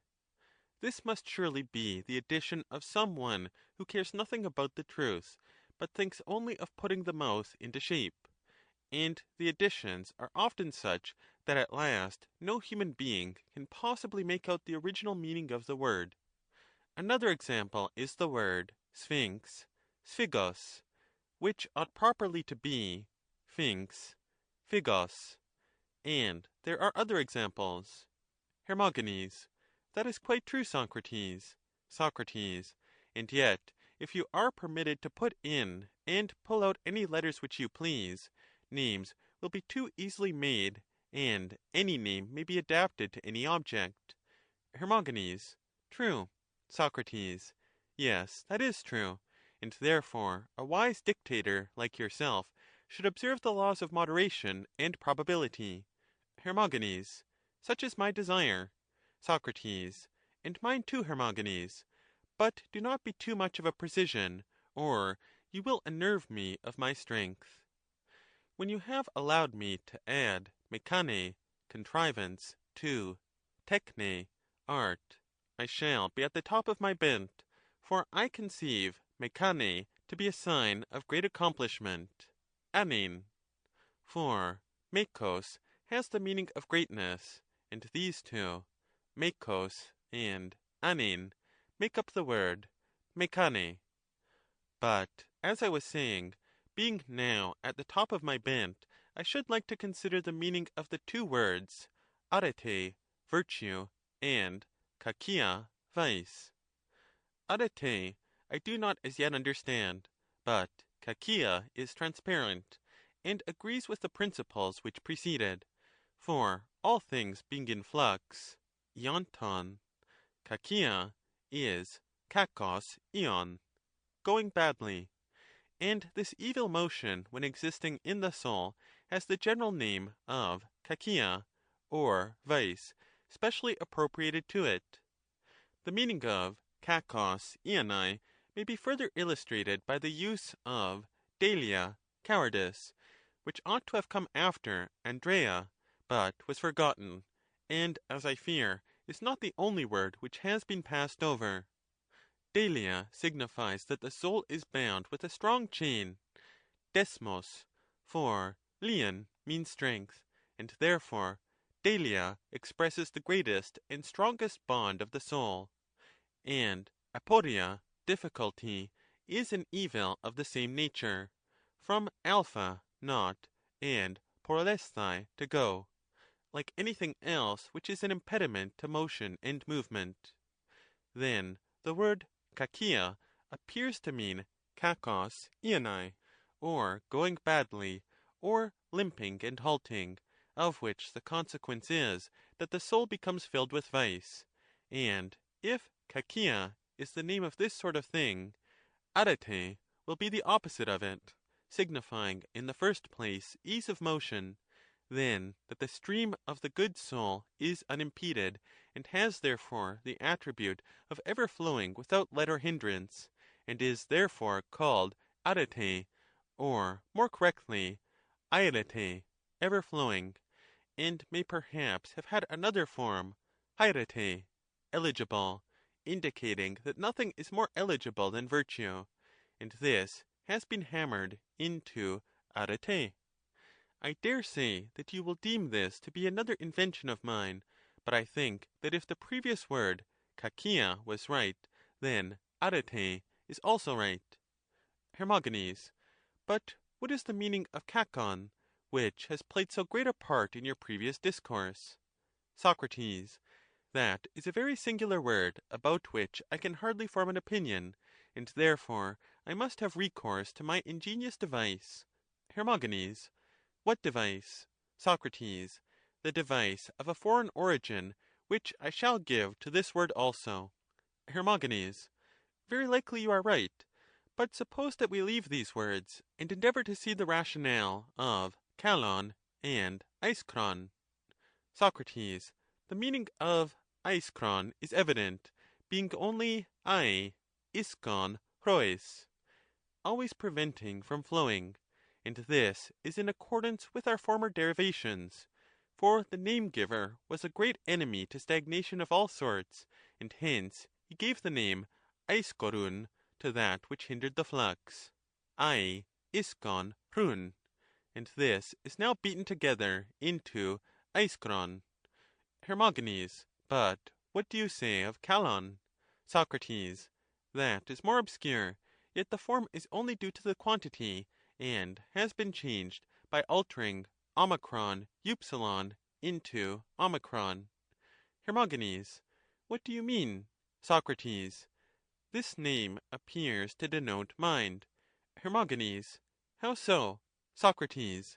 Let me ask you, what is the cause why anything has a name? Is not the principle which imposes the name the cause? Hermogenes. Certainly. Socrates. And must not this be the mind of gods, or of men, or of both? Hermogenes. Yes. Socrates. Is not mind that which called kalesan things by their names? And is not mind the beautiful, kalon? Hermogenes. That is evident. Socrates. And are not the works of intelligence and mind worthy of praise? And are not other works worthy of blame? Hermogenes. Certainly. Socrates. Physic does the work of a physician, and carpentering does the works of a carpenter? Hermogenes. Exactly. Socrates. And the principle of beauty does the works of beauty? Hermogenes. Of course. Socrates. And that principle we affirm to be mind? Hermogenes. Very true. Socrates. Then mind is rightly called beauty, because she does the works which we recognize and speak of as the beautiful? Hermogenes. That is evident. Socrates. What more names remain to us? Hermogenes. There are the words which are connected with agathon and kalon, such as sumpheron and lusitelion, ophelimon, kerdalion, and their opposites. Socrates. The meaning of sumpheron, expedient, I think, that you may discover for yourself by the light of the previous examples, for it is a sister word to episteme, meaning just the motion, phora, of the soul accompanying the world, and things which are done upon this principle are called sumphora, or sumpheronta, because they are carried round with the world. Hermogenes. That is probable. Socrates. Again, kerdalion, gainful, is called from kerdos, gain. But you must alter the delta into nu if you want to get at the meaning, for this word also signifies good. But in another way, he who gave the name intended to express the power of admixture, katanoumenon, and universal penetration in the good. In forming the word, however, he inserted a delta instead of a nu, and so made kerdos. Hermogenes. Well, but what is lusitellun? Profitable. Socrates. I suppose, Hermogenes, that people do not mean by the profitable the gainful, or that which pays, lue, the retailer, but they use the word in the sense of swift. You regard the profitable lusitellun as that which, being the swiftest thing in existence, allows of no stay in things, and no pause or end of motion, but always, if there begins to be any end, lets things go again, lue, and makes motion immortal and unceasing. And in this point of view, as appears to me, the good is happily denominated lusitellun, being that which looses, luon, the end, telos, of motion. Ophelimon, the advantageous, is derived from ophelein, meaning that which creates and increases. This latter is a common Homeric word, and has a foreign character. Hermogenes. And what do you say of their opposites? Socrates. Of such as are mere negatives, I hardly think that I need speak. Hermogenes. Which are they? Socrates. The words axymphoron, inexpedient, anopheles, unprofitable, alusiteles, unadvantageous, acerdes, ungainful. Hermogenes. True. Socrates. I would rather take the words blabberon, harmful, semiodes, hurtful. Hermogenes. Good. Socrates. The word blabberon is that which is said to hinder or harm, blaptein, the stream, hrun. Blapton is bulomenon, haptein, seeking to hold or bind, for haptein is the same as dein, and dein is always a term of censure. Bulomenon haptein run, wanting to bind the stream, would properly be bulapterun, and this, as I imagine, is improved into blabberon. Hermogenes. You bring out curious results, Socrates, in the use of names, and when I hear the word bulapterun, I cannot help imagining that you are making your mouth into a flute, and puffing away at some prelude to Athene. Socrates. That is the fault of the makers of the name, Hermogenes, not mine. Hermogenes. Very true. But what is the derivation of semiodes? Socrates. What is the meaning of semiodes? Let me remark, Hermogenes, how right I was in saying that great changes are made in the meaning of words by putting in and pulling out letters. Even a very slight permutation will sometimes give an entirely opposite sense. I may instance the word deon, which occurs to me at the moment, and reminds me of what I was going to say to you, that the fine, fashionable language of modern times has twisted and disguised and entirely altered the original meaning both of deon and also of semiodes, which in the old language is clearly indicated. Hermogenes. What do you mean? Socrates. I will try to explain. You are aware that our forefathers loved the sounds iota and delta, especially the women, who are most conservative of the ancient language. But now they change iota into eta or epsilon, and delta into zeta. This is supposed to increase the grandeur of the sound. Hermogenes. How do you mean? Socrates. For example, in very ancient times they called the day either himera or hemera, which is called by us hemera. Hermogenes. That is true. Socrates. Do you observe that only the ancient form shows the intention of the giver of the name, of which the reason is that men long for himerusi, and love the light which comes after the darkness, and is therefore called himera from himeros, desire. Hermogenes. Clearly. Socrates. But now the name is so travestied that you cannot tell the meaning, although there are some who imagine the day to be called hemera, because it makes things gentle, hemera. Hermogenes. Such is my view. Socrates.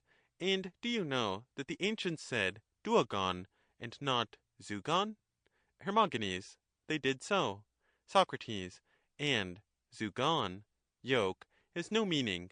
It ought to be duogon, which word expresses the binding of two together, duein, agage, for the purpose of drawing. This has been changed into zugon, and there are many other examples of similar changes. Hermogenes. There are. Socrates. Proceeding in the same train of thought, I may remark that the word deon, obligation, has a meaning which is the opposite of all the other appellations of good. For deon is here a species of good, and is, nevertheless, the chain, desmos, or hinderer of motion, and therefore own brother of blaberon. Hermogenes. Yes, Socrates, that is quite plain. Socrates. Not if you restore the ancient form, which is more likely to be the correct one, and read dion instead of deon. If you convert the epsilon into an iota after the old fashion, this word will then agree with other words meaning good, for dion, not deon, signifies the good, and is a term of praise, and the author of names has not contradicted himself, but in all these various appellations, deon, obligatory, ophelemon, advantageous, lusitellun, profitable, kerdaleon, gainful, agathon, good, sympheron, expedient, elporon, plenteous, the same conception is implied of the ordering or all-pervading principle which is praised, and the restraining and binding principle which is censured. And this is further illustrated by the word semiodes, hurtful, which if the zeta is only changed into delta, as in the ancient language, becomes demiodes. And this name, as you will perceive, is given to that which binds motion, dunti ion. And of part 3 of Hermogenes. What do you say of hedone, pleasure, lupe, pain, epithumia, desire, and the like, Socrates? Socrates.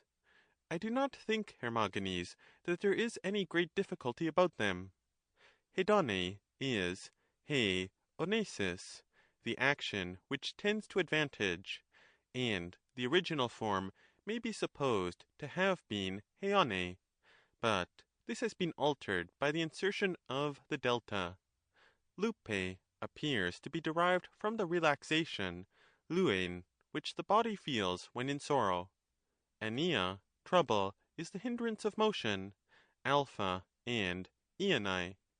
Algedon, distress, if I am not mistaken, is a foreign word, which is derived from algenos, grievous.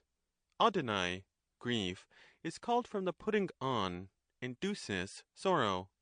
In akthedon, vexation, the word too labors, as any one may see. Chara, joy, is the very expression of the fluency and diffusion of the soul, chea.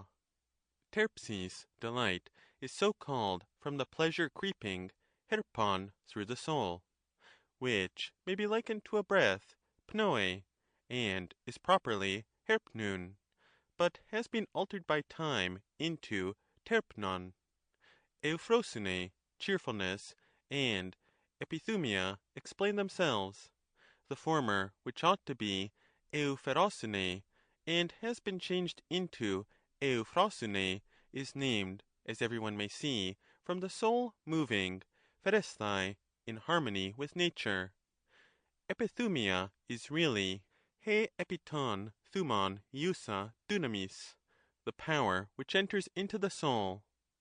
Thumos, passion, is called from the rushing, thuseos, and boiling of the soul. Himeros, desire, denotes the stream, hrus, which most draws the soul. Dia ten hesin, tes, proes, because flowing with desire, hiemenos, and expresses a longing after things, and violent attraction of the soul to them, and is termed himeros from possessing this power. Pathos, longing, is expressive of the desire of that which is not present but absent, and in another place, pu. This is the reason why the name pathos is applied to things absent, as himeros is to things present. eros, love, is so called because flowing in, esthron, from without. The stream is not inherent, but is an influence introduced through the eyes, and from flowing in was called esthros, influx, in the old time when they used omicron for omega, and is called eros now that omega is substituted for omicron. But why do you not give me another word? Hermogenes. What do you think of doxa, opinion, and that class of words? Socrates. Doxa is either derived from dioxis, pursuit, and expresses the march of the soul in the pursuit of knowledge, or from the shooting of a bow, toxon. The latter is more likely, and is confirmed by oesis, thinking, which is only oesis, moving, and implies the movement of the soul to the essential nature of each thing, just as boule, counsel, has to do with shooting, boule, and boulesthai, to wish, combines the notion of aiming and deliberating. All these words seem to follow doxa, and all involve the idea of shooting, just as aboulia, absence of counsel, on the other hand, is a mishap or missing or mistaking of the mark or aim or proposal or object. Hermogenes. You are quickening your pace now, Socrates. Socrates. Why, yes. The end I now dedicate to God. Not, however, until I have explained ananke, necessity, which ought to come next, and hekusion, the voluntary. Hekusion is certainly the yielding, heikon, and unresisting. The notion implied is yielding, and not opposing, yielding, as I was just now saying, to that motion which is in accordance with our will. But the necessary and resistant being contrary to our will implies error and ignorance. The idea is taken from walking through a ravine which is impassable, and rugged, and overgrown, and impedes motion, and this is the derivation of the word anankaion, necessary, an, anke, ion, going through a ravine. But while my strength lasts, let us persevere, and I hope that you will persevere with your questions. Hermogenes. Well then, let me ask about the greatest and noblest, such as aletheia, truth, and pseudos, falsehood, and on, being, not forgetting to inquire why the word onoma, name, which is the theme of our discussion, has the name of onoma. Socrates. You know the word maesthai, to seek? Hermogenes. Yes, meaning the same as zetein, to inquire. Socrates. The word onoma seems to be a compressed sentence, signifying on, who, zetema, being for which there is a search, as is still more obvious in onomaston, notable, which states in so many words that real existence is that for which there is a seeking, on, who, masma.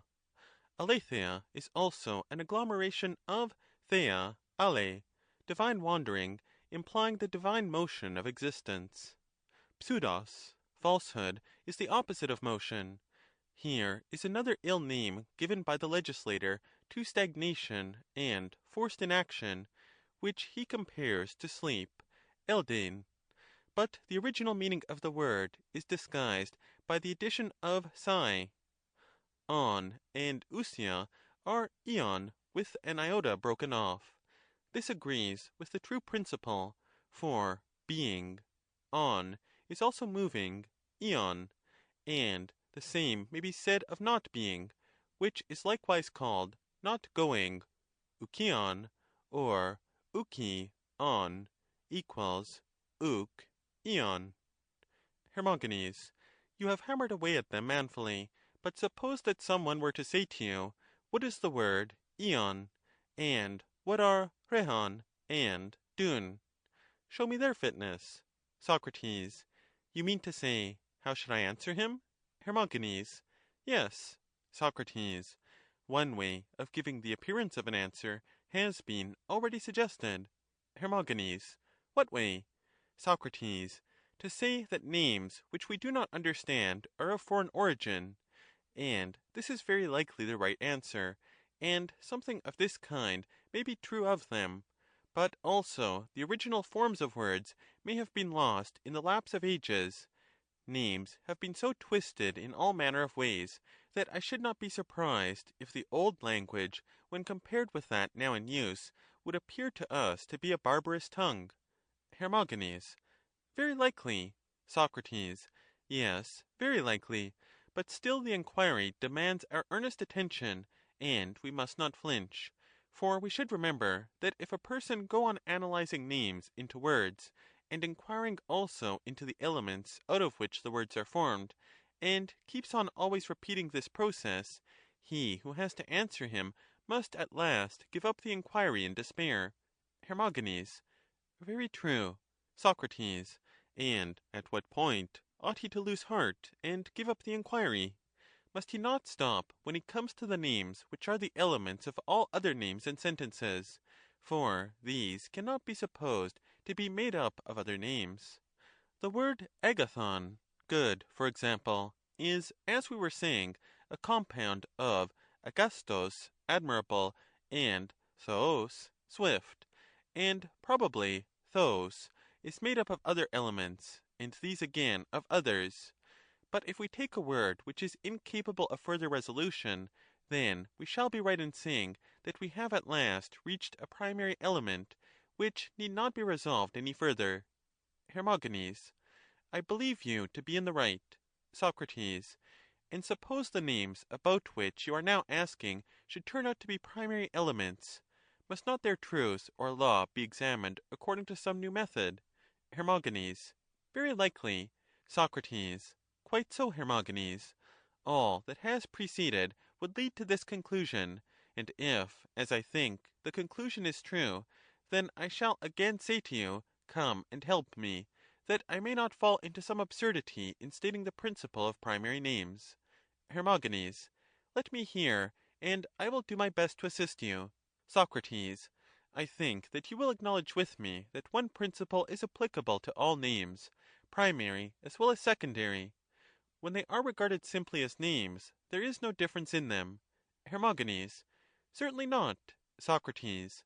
All the names that we have been explaining were intended to indicate the nature of things. Hermogenes. Of course. Socrates.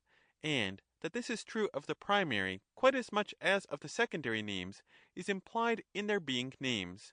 Hermogenes. Surely. Socrates. But the secondary, as I conceive, derive their significance from the primary. Hermogenes. That is evident. Socrates. Very good. But then, how do the primary names, which precede analysis, show the natures of things as far as they can be shown, which they must do if they are to be real names? And here I will ask you a question. Suppose that we had no voice or tongue, and wanted to communicate with one another. Should we not, like the deaf and dumb, make signs with the hands and head and the rest of the body? Hermogenes. There would be no choice, Socrates. Socrates. We should imitate the nature of the thing.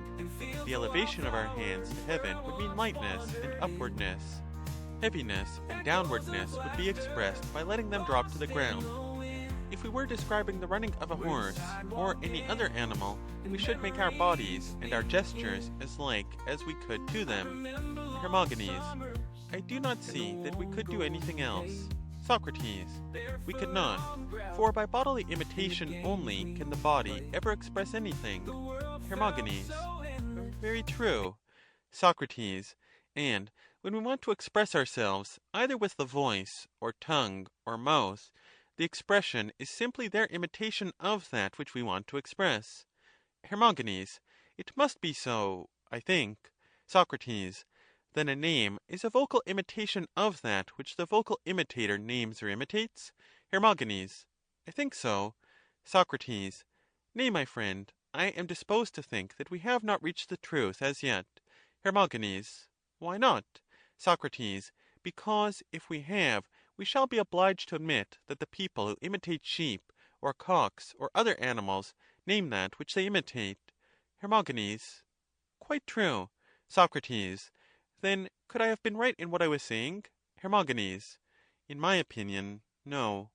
But I wish that you would tell me, Socrates, what sort of an imitation is a name. Socrates. In the first place, I should reply, not a musical imitation, although that is also vocal, nor again an imitation of what music imitates. These, in my judgment, would not be naming. Let me put the matter as follows. All objects have sound and figure, and many have color? Her. Certainly. Socrates. But the art of naming appears not to be concerned with imitations of this kind. The arts which have to do with them are music and drawing? Her. True. Socrates. Again, is there not an essence of each thing, just as there is a color or sound? And is there not an essence of color and sound, as well as of anything else which may be said to have an essence? Her. I should think so. Socrates. Well, and if any one could express the essence of each thing in letters and syllables, would he not express the nature of each thing? Her. Quite so. Socrates. The musician and the painter were the two names which you gave to the two other imitators. What will this imitator be called? Her. I imagine, Socrates, that he must be the namer, or name-giver, of whom we are in search. Socrates. If this is true, then I think that we are in a condition to consider the names, rhoe, stream, ianai, to go, scesis, retention, about which you were asking, and we may see whether the namer has grasped the nature of them in letters and syllables in such a manner as to imitate the essence or not. Her. Very good. Socrates. But are these the only primary names, or are there others? Her. There must be others. Socrates. So I should expect. But how shall we further analyze them, and where does the imitator begin? Imitation of the essence is made by syllables and letters.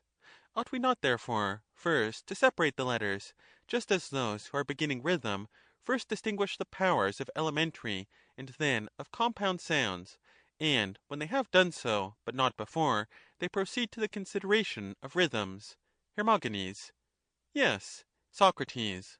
Must we not begin in the same way with letters, first separating the vowels, and then the consonants and mutes, into classes, according to the received distinctions of the learned, also the semivowels, which are neither vowels nor yet mutes, and distinguishing into classes the vowels themselves?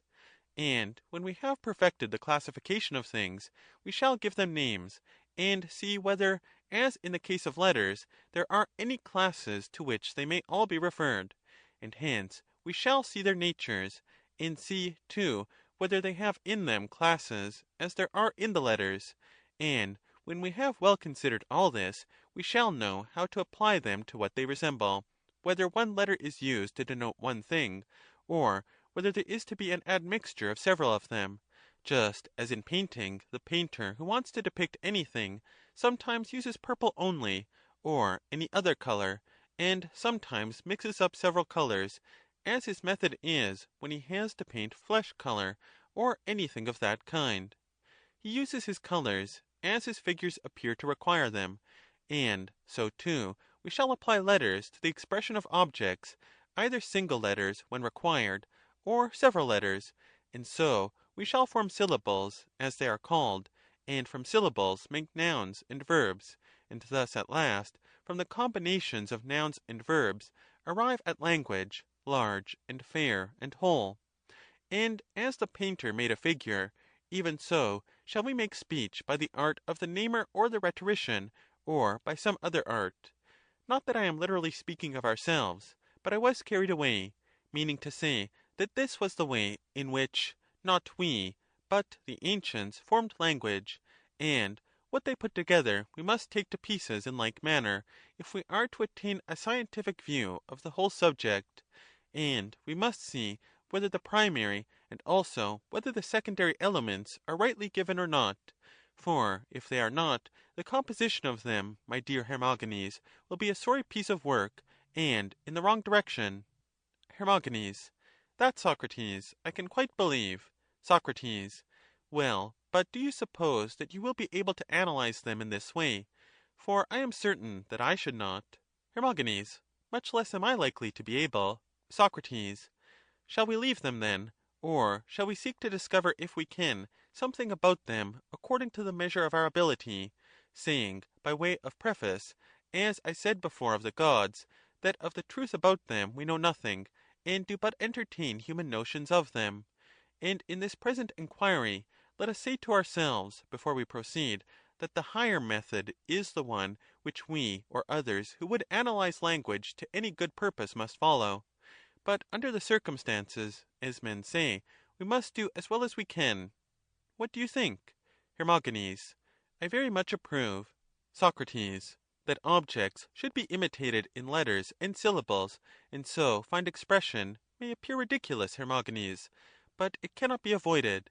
There is no better principle to which we can look for the truth of first names. Deprived of this, we must have recourse to divine help, like the tragic poets, who in any perplexity have their gods waiting in the air, and must get out of our difficulty in like fashion by saying that the gods gave the first names, and therefore they are right. This will be the best contrivance, or perhaps that other notion may be even better still, of deriving them from some barbarous people, for the barbarians are older than we are. Or we may say that antiquity has cast a veil over them, which is the same sort of excuse as the last. For all these are not reasons, but only ingenious excuses for having no reasons concerning the truth of words. And yet any sort of ignorance of first or primitive names involves an ignorance of secondary words, for they can only be explained by the primary. Clearly, then, the professor of languages should be able to give a very lucid explanation of first names, or, let him be assured, he will only talk nonsense about the rest. Do you not suppose this to be true? Her. Certainly, Socrates. Soc. My first notions of original names are truly wild and ridiculous, though I have no objection to impart them to you if you desire, and I hope that you will communicate to me in return anything better which you may have. Her. Fear not, I will do my best. Soc. In the first place, the letter ρ appears to me to be the general instrument expressing all motion, kinesis. But I have not yet explained the meaning of this latter word, which is just iesis, going. For the letter eta was not in use among the ancients, who only employed epsilon, and the root is kiein, which is a foreign form, the same as ienai, and the old word kinesis will be correctly given as iesis in corresponding modern letters. Assuming this foreign root, kiein, and allowing for the change of the eta in the insertion of the nu, we have kinesis, which should have been kienesis or hesis, and stasis is the negative of ienai or hesis, and has been improved into stasis. Now the letter ρ, as I was saying, appears to the imposer of names an excellent instrument for the expression of motion, and he frequently uses the letter for this purpose. For example, in the actual words ρειν and ροι, he represents motion by ρ. Also in the words τρόμος, trembling, trachus, rugged, and again in words such as κρουειν, strike, thraoin, crush, edekain, bruise, thruptein, break, kanmatazein, crumble, prumbein, whirl. Of all these sorts of movements he generally finds an expression in the letter ρ, because, as I imagine, he had observed that the tongue was most agitated and least at rest in the pronunciation of this letter, which he therefore used in order to express motion, just as by the letter iota he expresses the subtle elements which pass through all things. This is why he uses the letter iota as imitative of motion. Ienai, hiesthai. And there is another class of letters, phi, psi, sigma, and zeta, of which the pronunciation is accompanied by great expenditure of breath. These are used in the imitation of such notions as psukron, shivering, zeon, seething, sesthai, to be shaken, seismos, shock, and are always introduced by the giver of names when he wants to imitate what is phusades, windy. he seems to have thought that the closing and pressure of the tongue in the utterance of delta and tau was expressive of binding and rest in a place. He further observed the liquid movement of lambda in the pronunciation of which the tongue slips, and in this he found the expression of smoothness, as in leos, level, and in the word olisthanein, to slip itself, liparon, sleek, in the word kalades, gluey, and the like. The heavier sound of gamma detained the slipping tongue, and the union of the two gave the notion of a glutinous, clammy nature, as in gliskros, glucos, gloides. The nu he observed to be sounded from within, and therefore to have a notion of inwardness. Hence he introduced the sound in endon and entos. Alpha he assigned to the expression of size, and eta of length, because they are great letters. Omicron was the sign of roundness, and therefore there is plenty of omicron mixed up in the word gongolon, round. Thus did the legislator, reducing all things into letters and syllables, and impressing on them names and signs, and out of them by imitation compounding other signs. That is my view, Hermogenes, of the truth of names, but I should like to hear what Cratylus has more to say. Hermogenes. But Socrates, as I was telling you before, Cratylus mystifies me. He says that there is a fitness of names, but he never explains what is this fitness, so that I cannot tell whether his obscurity is intended or not. Tell me now, Cratylus, here in the presence of Socrates, do you agree in what Socrates has been saying about names, or have you something better of your own? And if you have, tell me what your view is, and then you will either learn of Socrates, or Socrates and I will learn of you. Cratylus. Well, but surely, Hermogenes, you do not suppose that you can learn, or I explain, any subject of importance all in a moment. At any rate, not such a subject as language, which is perhaps the very greatest of all. Hermogenes. No, indeed, but as Hesiod says, and I agree with him, to add little to little is worth while, and therefore if you think that you can add anything at all, however small, to our knowledge, take a little trouble, and oblige Socrates, and me too, who certainly have a claim upon you. Socrates. I am by no means positive, Cratylus, in the view which Hermogenes and myself have worked out, and therefore do not hesitate to say what you think, which, if it be better than my own view, I shall gladly accept. And I should not be at all surprised to find that you have found some better notion, for you have evidently reflected on these matters, and have had teachers, and if you have really a better theory of the truth of names, you may count me in the number of your disciples. Cratylus. You are right, Socrates, in saying that I have made a study of these matters, and I might possibly convert you into a disciple, but I fear that the opposite is more probable, and I already find myself moved to say to you what Achilles in the Prayers says to Ajax.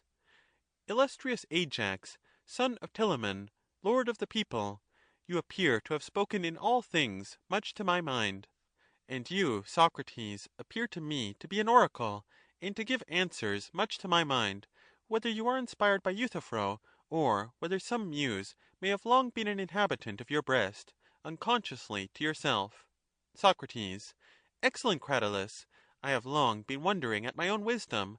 I cannot trust myself, and I think that I ought to stop and ask myself, what am I saying? For there is nothing worse than self-deception, when the deceiver is always at home and always with you. It is quite terrible, and therefore I ought often to retrace my steps, and endeavor to look fore and aft, in the words of the aforesaid Homer. End of Part 4 of Cratylus. Socrates. And now let me see, where are we? Have we not been saying that the correct name indicates the nature of the thing? Has this proposition been sufficiently proven? Cratylus. Yes, Socrates, what you say, as I am disposed to think, is quite true. Socrates. Names, then, are given in order to instruct? Cratylus. Certainly. Socrates. And naming is an art, and has artificers? Cratylus. Yes. Socrates. And who are they? Cratylus. The legislators, of whom you spoke at first. Socrates. And does this art grow up among men like other arts? Let me explain what I mean. Of painters, some are better and some worse. Cratylus. Yes. Socrates. The better painters execute their works, I mean their figures, better, and the worse execute them worse. And of builders also, the better sort build fairer houses, and the worse build them worse. Cratylus. True. Socrates. And among legislators there are some who do their work better, and some worse? Cratylus. No, there I do not agree with you. Socrates. Then you do not think that some laws are better and others worse? Cratylus. No, indeed. Socrates. Or that one name is better than another? Cratylus. Certainly not. Socrates. Then all names are rightly imposed? Cratylus. Yes, if they are names at all. Socrates.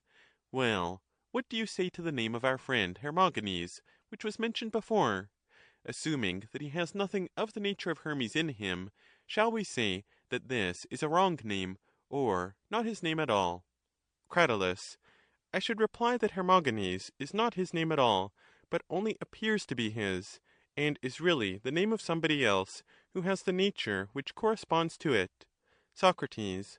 And if a man were to call him Hermogenes, would he not be even speaking falsely? For there may be a doubt whether you can call him Hermogenes if he is not. Cratylus. What do you mean? Socrates. Are you maintaining that falsehood is impossible? For if this is your meaning, I should answer that there have been plenty of liars in all ages. Cratylus. Why, Socrates, how can a man say that which is not? Say something, and yet say nothing. For is not falsehood saying the thing which is not? Socrates. Your argument, friend, is too subtle for a man of my age, but I should like to know whether you are one of those philosophers who think that falsehood may be spoken but not said. Cratylus. Neither spoken nor said. Socrates.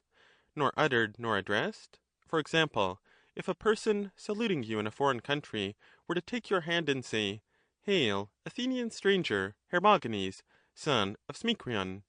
These words, whether spoken, said, uttered, or addressed, would have no application to you, but only to our friend Hermogenes, or perhaps to nobody at all?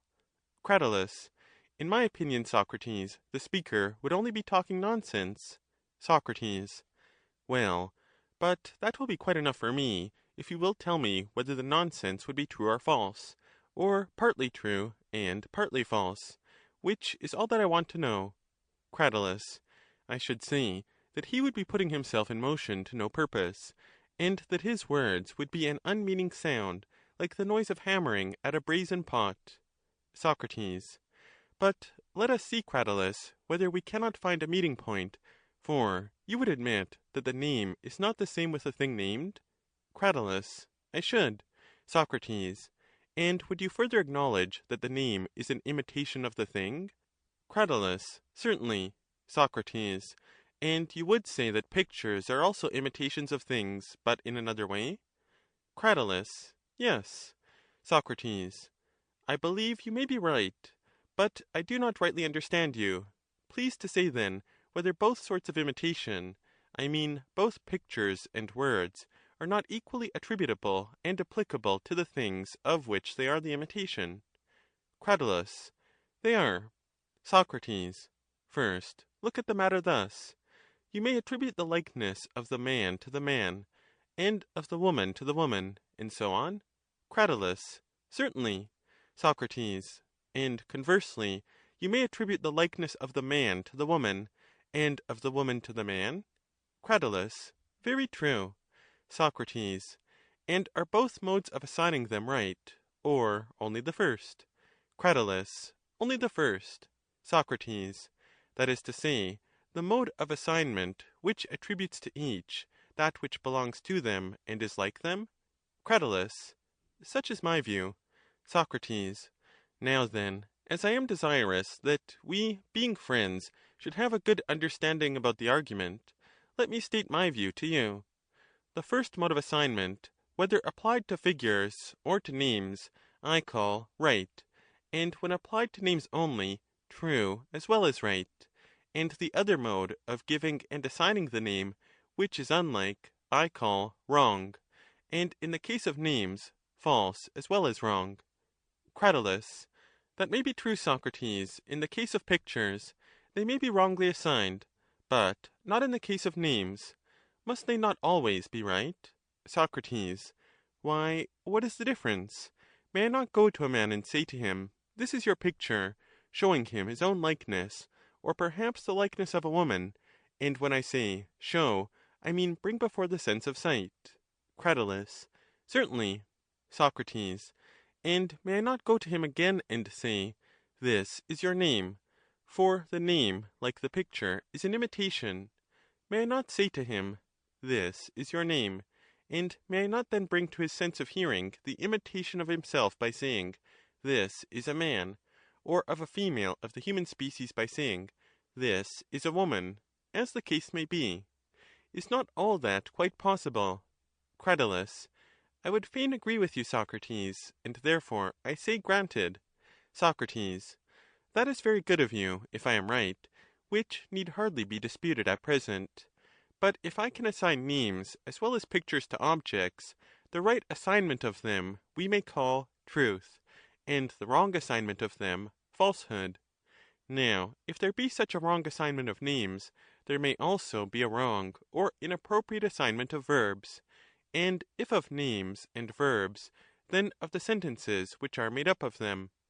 What do you say, Cratylus? Cratylus.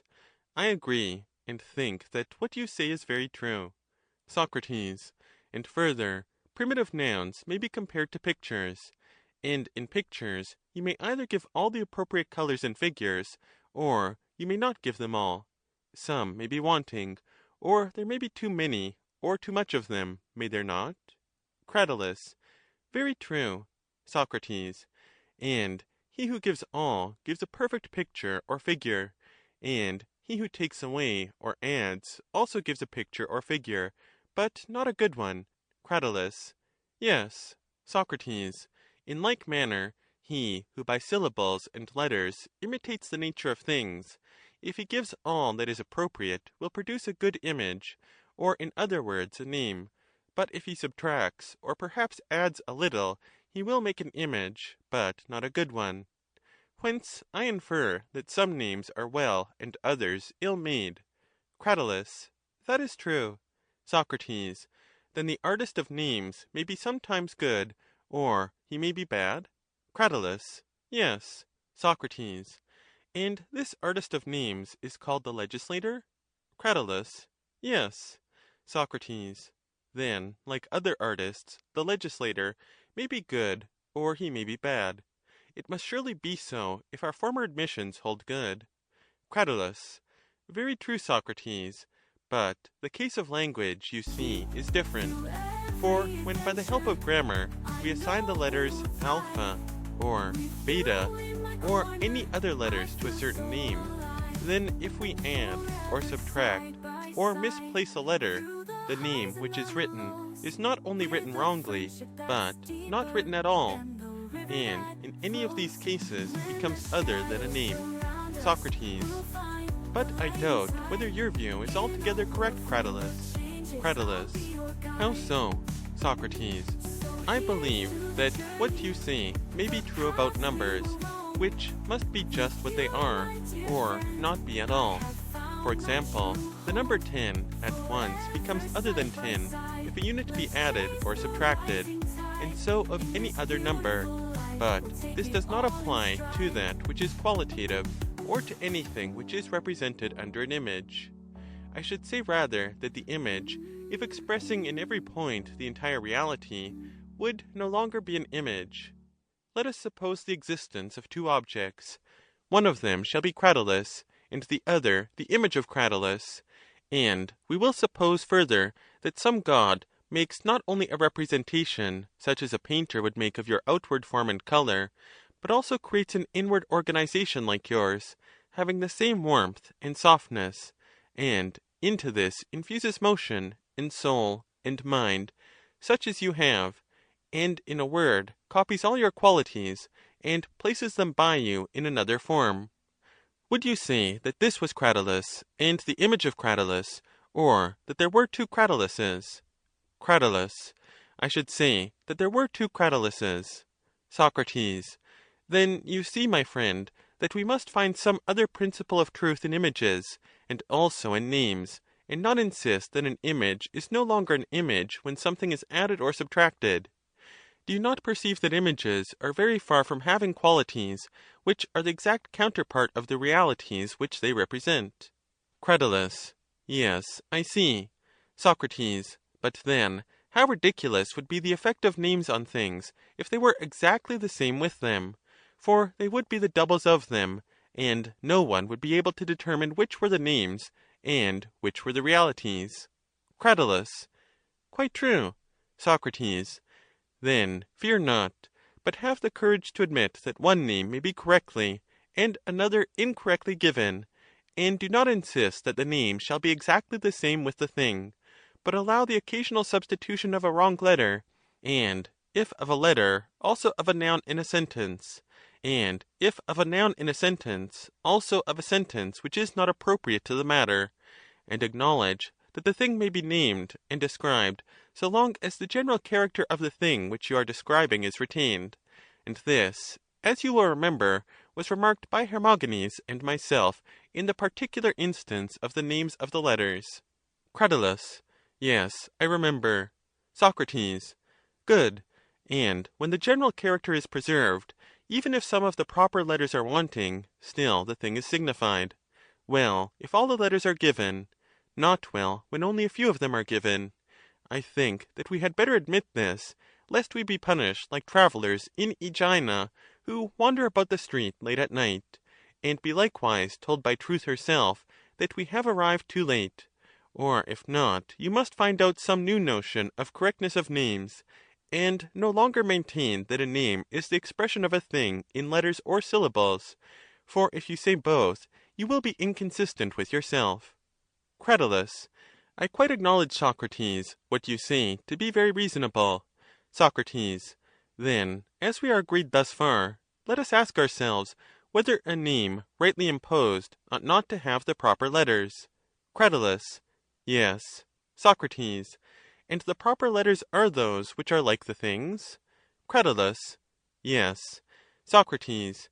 Enough then of names which are rightly given, and in names which are incorrectly given, the greater part may be supposed to be made up of proper and similar letters, or there would be no likeness.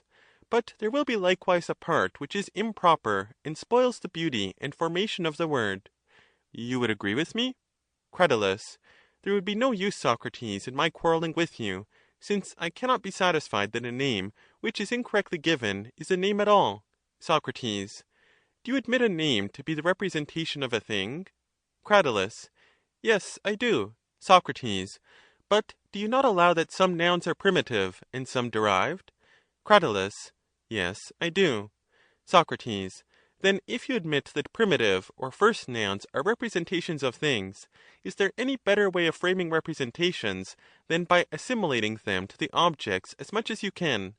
Or do you prefer the notion of Hermogenes, and of many others, who say that names are conventional, and have a meaning to those who have agreed about them, and who have previous knowledge of the things intended by them, and that convention is the only principle? And whether you abide by our present convention, or make a new and opposite one, according to which you call small great, and great small, they would say that it makes no difference, if you are only agreed. Which of these two notions do you prefer? Cratylus. Representation by likeness, Socrates, is infinitely better than representation by any chance sign. Socrates. Very good. But if the name is to be like the thing, the letters out of which the first names are composed must also be like things. Returning to the image of the picture, I would ask, how could any one ever compose a picture which would be like anything at all, if there were not pigments in nature which resembled the things imitated, and out of which the picture is composed? Cratylus. Impossible. Socrates. No more could names ever resemble any actually existing thing, unless the original elements of which they are compounded bore some degree of resemblance to the objects of which the names are the imitation. And the original elements are letters? Cratylus. Yes. Socrates. Let me now invite you to consider what Hermogenes and I were saying about sounds. Do you agree with me that the letter rho is expressive of rapidity, motion, and hardness? Were we right or wrong in saying so? Cratylus. I should say that you were right. Socrates. And that lambda was expressive of smoothness and softness and the like? Cratylus. There again you were right. Socrates. And yet, as you are aware, that which is called by us sklerotes is by the Eretrians called skleroter. Cratylus. Very true. Socrates. But are the letters rho and sigma equivalents? And is there the same significance to them in the termination rho, which there is to us in sigma? Or is there no significance to one of us? Cratylus. Nay, surely there is a significance to both of us. Socrates. In as far as the two letters are like, or in as far as they are unlike? Cratylus. In as far as they are like. Socrates. Are they altogether alike? Cratylus. Yes, for the purpose of expressing motion. Socrates. And what do you say of the insertion of the lambda? For that is expressive, not of hardness, but of softness. Cratylus. Why, perhaps the letter lambda is wrongly inserted, Socrates, and should be altered into rho, as you were saying to Hermogenes, and in my opinion rightly, when you spoke of adding and subtracting letters upon occasion. Socrates. Good. But still the word is intelligible to both of us, when I say skleros, hard. You know what I mean. Cratylus. Yes, my dear friend, and of this the explanation is custom. Socrates. And what is custom but convention? I utter a sound which I understand, and you know that I understand the meaning of the sound. This is what you are saying? Cratylus. Yes. Socrates. And if, when I speak, you know my meaning, there is an indication given by me to you? Cratylus. Yes. Socrates. This indication of my meaning may proceed from unlike as well as from like, for example, in the lambda of sklerotes. But if this is true, then you have made a convention with yourself, and the correctness of a name turns out to be convention, since letters which are unlike are indicative equally with those which are like, if they are sanctioned by custom and convention. And even supposing that you distinguish custom from convention ever so much, still you must say that the signification of words is given by custom, and not by likeness, for custom may indicate by the unlike as well as by the like. But as we are agreed thus far, Cratylus, for I shall assume that your silence gives consent, then custom and convention must be supposed to contribute to the indication of our thoughts. For suppose we take the instance of number, how can you ever imagine, my good friend, that you will find names resembling every individual number, unless you allow that which you term convention and agreement to have authority in determining the correctness of names? I quite agree with you that words should as far as possible resemble things. But I fear that this dragging in of resemblance, as Hermogenes says, is a shabby thing, which has to be supplemented by the mechanical aid of convention with a view to correctness. For I believe that if we could always, or almost always, use likenesses, which are perfectly appropriate, this would be the most perfect state of language, as the opposite is the most imperfect. But let me ask you, what is the force of names, and what is the use of them? Cratylus. The use of names, Socrates, as I should imagine, is to inform. The simple truth is, that he who knows names knows also the things which are expressed by them. Socrates. I suppose you mean to say, Cratylus, that as the name is, so also is the thing, and that he who knows the one will also know the other, because they are similars, and all similars fall under the same art or science, and therefore you would say that he who knows names will also know things. Cratylus. That is precisely what I mean. Socrates. But let us consider, What is the nature of this information about things which, according to you, is given us by names? Is it the best sort of information, or is there any other? What do you say? Cratylus. I believe it to be both the only and the best sort of information about them. There can be no other. Socrates. But do you believe that in the discovery of them, he who discovers the names discovers also the things? Or is this only the method of instruction, and is there some other method of inquiry and discovery? Cratylus. I certainly believe that the methods of inquiry and discovery are of the same nature as instruction. Socrates. Well, but do you not see, Cratylus, that he who follows names in the search after things, and analyzes their meaning, is in great danger of being deceived? Cratylus. How so? Socrates. Why, clearly, he who first gave names gave them according to his conception of the things which they signified, did he not? Cratylus. True. Socrates. And if his conception was erroneous, and he gave names according to his conception, in what position shall we, who are his followers, find ourselves? Shall we not be deceived by him? Cratylus. But, Socrates, am I not right in thinking that he must surely have known, or else, as I was saying, his names would not be names at all? And you have a clear proof that he has not missed the truth, and the proof is that he is perfectly consistent. Did you ever observe in speaking that all the words which you utter have a common character and purpose? Socrates. But that, friend Cratylus, is no answer. For if he did begin in error, he may have forced the remainder into agreement with the original error, and with himself.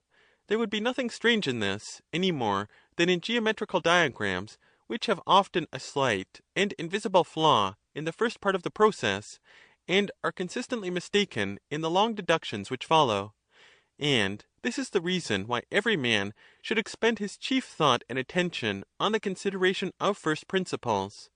Are they, or are they not rightly laid down? And when he has duly sifted them, all the rest will follow. Now, I should be astonished to find that names are really consistent. And here let us revert to our former discussion. Were we not saying that all things are in motion and progress and flux, and that this idea of motion is expressed by names? Do you not conceive that to be the meaning of them? Cratylus. Yes, that is assuredly their meaning, and the true meaning. Socrates. Let us revert to episteme, knowledge, and observe how ambiguous this word is, seeming rather to signify stopping the soul at things than going round with them. And therefore we should leave the beginning, as at present, and not reject the epsilon, but make an insertion of an iota instead of an epsilon. Not pisteme, but episteme. Take another example. Bebaion, sure, is clearly the expression of station and position, and not of motion. Again, the word historia, enquiry, bears upon the face of it the stopping, histanai, of the stream, and the word piston, faithful, certainly indicates cessation of motion. Then again, mneme, memory, as any one may see, expresses rest in the soul, and not motion. Moreover, words such as hamartia and symphora, which have a bad sense, viewed in the light of their etymologies, will be the same as sunesis and episteme, and other words which have a good sense. Caeteris peribus, hamartein, sunianai, hetesthai, sympheresphai. And much the same may be said of amthia and akolasia, for amathia may be explained as he hamatheo iontos porea, and akolasia as he akoluthia tois pragmasin. Thus the names, which in these instances we find to have the worst sense, will turn out to be framed on the same principle as those which have the best. And any one, I believe, who would take the trouble, might find many other examples in which the giver of names indicates, not that things are in motion or progress, but that they are at rest, which is the opposite of motion. Cratylus. Yes, Socrates, but observe the greater number express motion. Socrates. What of that, Cratylus? Are we to count them like votes? And is correctness of names the voice of the majority? Are we to say, of whichever sort there are most, those are the true ones? Cratylus. No, that is not reasonable. Socrates. Certainly not. But let us have done with this question, and proceed to another, about which I should like to know whether you think with me. Were we not lately acknowledging that the first givers of names in states, both Hellenic and barbarous, were the legislators, and that the art which gave names was the art of the legislator? Cratylus. Quite true. Socrates. Tell me then, did the first legislators, who were the givers of the first names, know or not know the things which they named? Cratylus. They must have known, Socrates. Socrates. Why, yes, friend Cratylus, they could hardly have been ignorant. Cratylus. I should say not. Socrates. Let us return to the point from which we digressed. You were saying, if you remember, that he who gave names must have known the things which he named. Are you still of that opinion? Cratylus. I am. Socrates. And would you say that the giver of the first names had also a knowledge of the things which he named? Cratylus. I should. Socrates. But how could he have learned or discovered things from names if the primitive names were not yet given? For if we are correct in our view, the only way of learning and discovering things is either to discover names for ourselves, or to learn them from others. Cratylus. I think that there is a good deal in what you say, Socrates. Socrates. But if things are only to be known through names, how can we suppose that the givers of names had knowledge, or were legislators before there were names at all, and therefore before they could have known them? Cratylus. I believe, Socrates, the true account of the matter to be that a power more than human gave things their first names, and that the names which are thus given are necessarily their true names. Socrates. Then how came the giver of the names, if he was an inspired being or god, to contradict himself? For were we not saying just now that he made some names expressive of rest and others of motion? Were we mistaken? Cratylus. But I suppose one of the two not to be names at all. Socrates. And which then did he make, my good friend, those which are expressive of rest, or those which are expressive of motion? This is a point which, as I said before, cannot be determined by counting them. Cratylus. No, not in that way, Socrates. Socrates. But if this is a battle of names, some of them asserting that they are like the truth, others contending that they are, how or by what criterion are we to decide between them? For there are no other names to which appeal can be made, but obviously recourse must be had to another standard which, without employing names, will make clear which of the two are right. And this must be a standard which shows the truth of things. Cratylus. I agree. Socrates. But if that is true, Cratylus, then I suppose that things may be known without names? Cratylus. Clearly. Socrates. But how would you expect to know them? What other way can there be of knowing them, except the true and natural way, through their affinities, when they are akin to each other, and through themselves? For that which is other and different from them must signify something other and different from them. Cratylus. What you are saying is, I think, true. Socrates. Well, but reflect. Have we not several times acknowledged that names, rightly given, are the likenesses and images of the things which they name? Cratylus. Yes. Socrates. Let us suppose that to any extent you please, you can learn things through the medium of names, and suppose also that you can learn them from the things themselves. Which is likely to be the nobler and clearer way? To learn of the image whether the image and the truth of which the image is the expression have been rightly conceived, or to learn of the truth whether the truth and the image of it have been duly executed? Cratylus. I should say that we must learn of the truth. Socrates. How real existence is to be studied or discovered is, I suspect, beyond you and me. But we may admit so much, that the knowledge of things is not to be derived from names. No, they must be studied and investigated in themselves. Cratylus. Clearly, Socrates. Socrates. There is another point. I should not like us to be imposed upon by the appearance of such a multitude of names, all tending in the same direction. I myself do not deny that the givers of names did really give them under the idea that all things were in motion and flux, which was their sincere but, I think, mistaken opinion, and having fallen into a kind of whirlpool themselves, they are carried round, and want to drag us in after them. There is a matter, Master Cratylus, about which I often dream, and should like to ask your opinion. Tell me whether there is or is not any absolute beauty or good, or any other absolute existence. Cratylus. Certainly, Socrates, I think so. Socrates.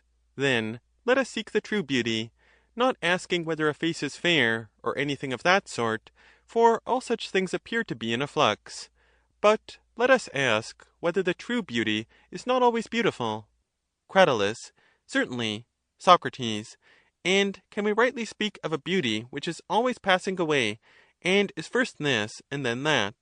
Must not the same thing be born and retire and vanish while the word is in our mouths? Cratylus. Undoubtedly. Socrates. Then how can that be a real thing which is never in the same state? For obviously things which are the same cannot change while they remain the same, and if they are always the same and in the same state, and never depart from their original form, they can never change or be moved. Cratylus. Certainly they cannot. Socrates. Nor yet can they be known by any one, for at the moment that the observer approaches, then they become other, and of another nature, so that you cannot get any further in knowing their nature or state, for you cannot know that which has no state. Cratylus. True. Socrates. Nor can we reasonably say, Cratylus, that there is knowledge at all, if everything is in a state of transition, and there is nothing abiding. For knowledge, too, cannot continue to be knowledge unless continuing always to abide and exist. But if the very nature of knowledge changes, at the time when the change occurs there will be no knowledge, and if the transition is always going on, there will always be no knowledge, and according to this view there will be no one to know, and nothing to be known. But if that which knows, and that which is known, exists ever, and the beautiful and the good and every other thing also exist, then I do not think that they can resemble a process or flux, as we were just now supposing. Whether there is this eternal nature in things, or whether the truth is what Heracleitus and his followers and many others say, is a question hard to determine, and no man of sense will like to put himself or the education of his mind in the power of names. Neither will he so far trust names or the givers of names as to be confident in any knowledge which condemns himself and other existences to an unhealthy state of unreality. He will not believe that all things leak like a pot, or imagine that the world is a man who has a running at the nose. This may be true, Cratylus, but is also very likely to be untrue, and therefore I would not have you be too easily persuaded of it. Reflect well, and like a man, and do not easily accept such a doctrine, for you are young, and of an age to learn, and when you have found the truth, come and tell me. Cratylus. I will do as you say, though I can assure you, Socrates, that I have been considering the matter already, and the result of a great deal of trouble and consideration is that I incline to Heracleitus. Socrates. Then another day, my friend, when you come back, you shall give me a lesson, but at present go into the country, as you are intending, and Hermogenes shall set you on your way. Cratylus. Very good, Socrates. I hope, however, that you will continue to think about these things yourself. End of Part 5, and end of Cratylus by Plato.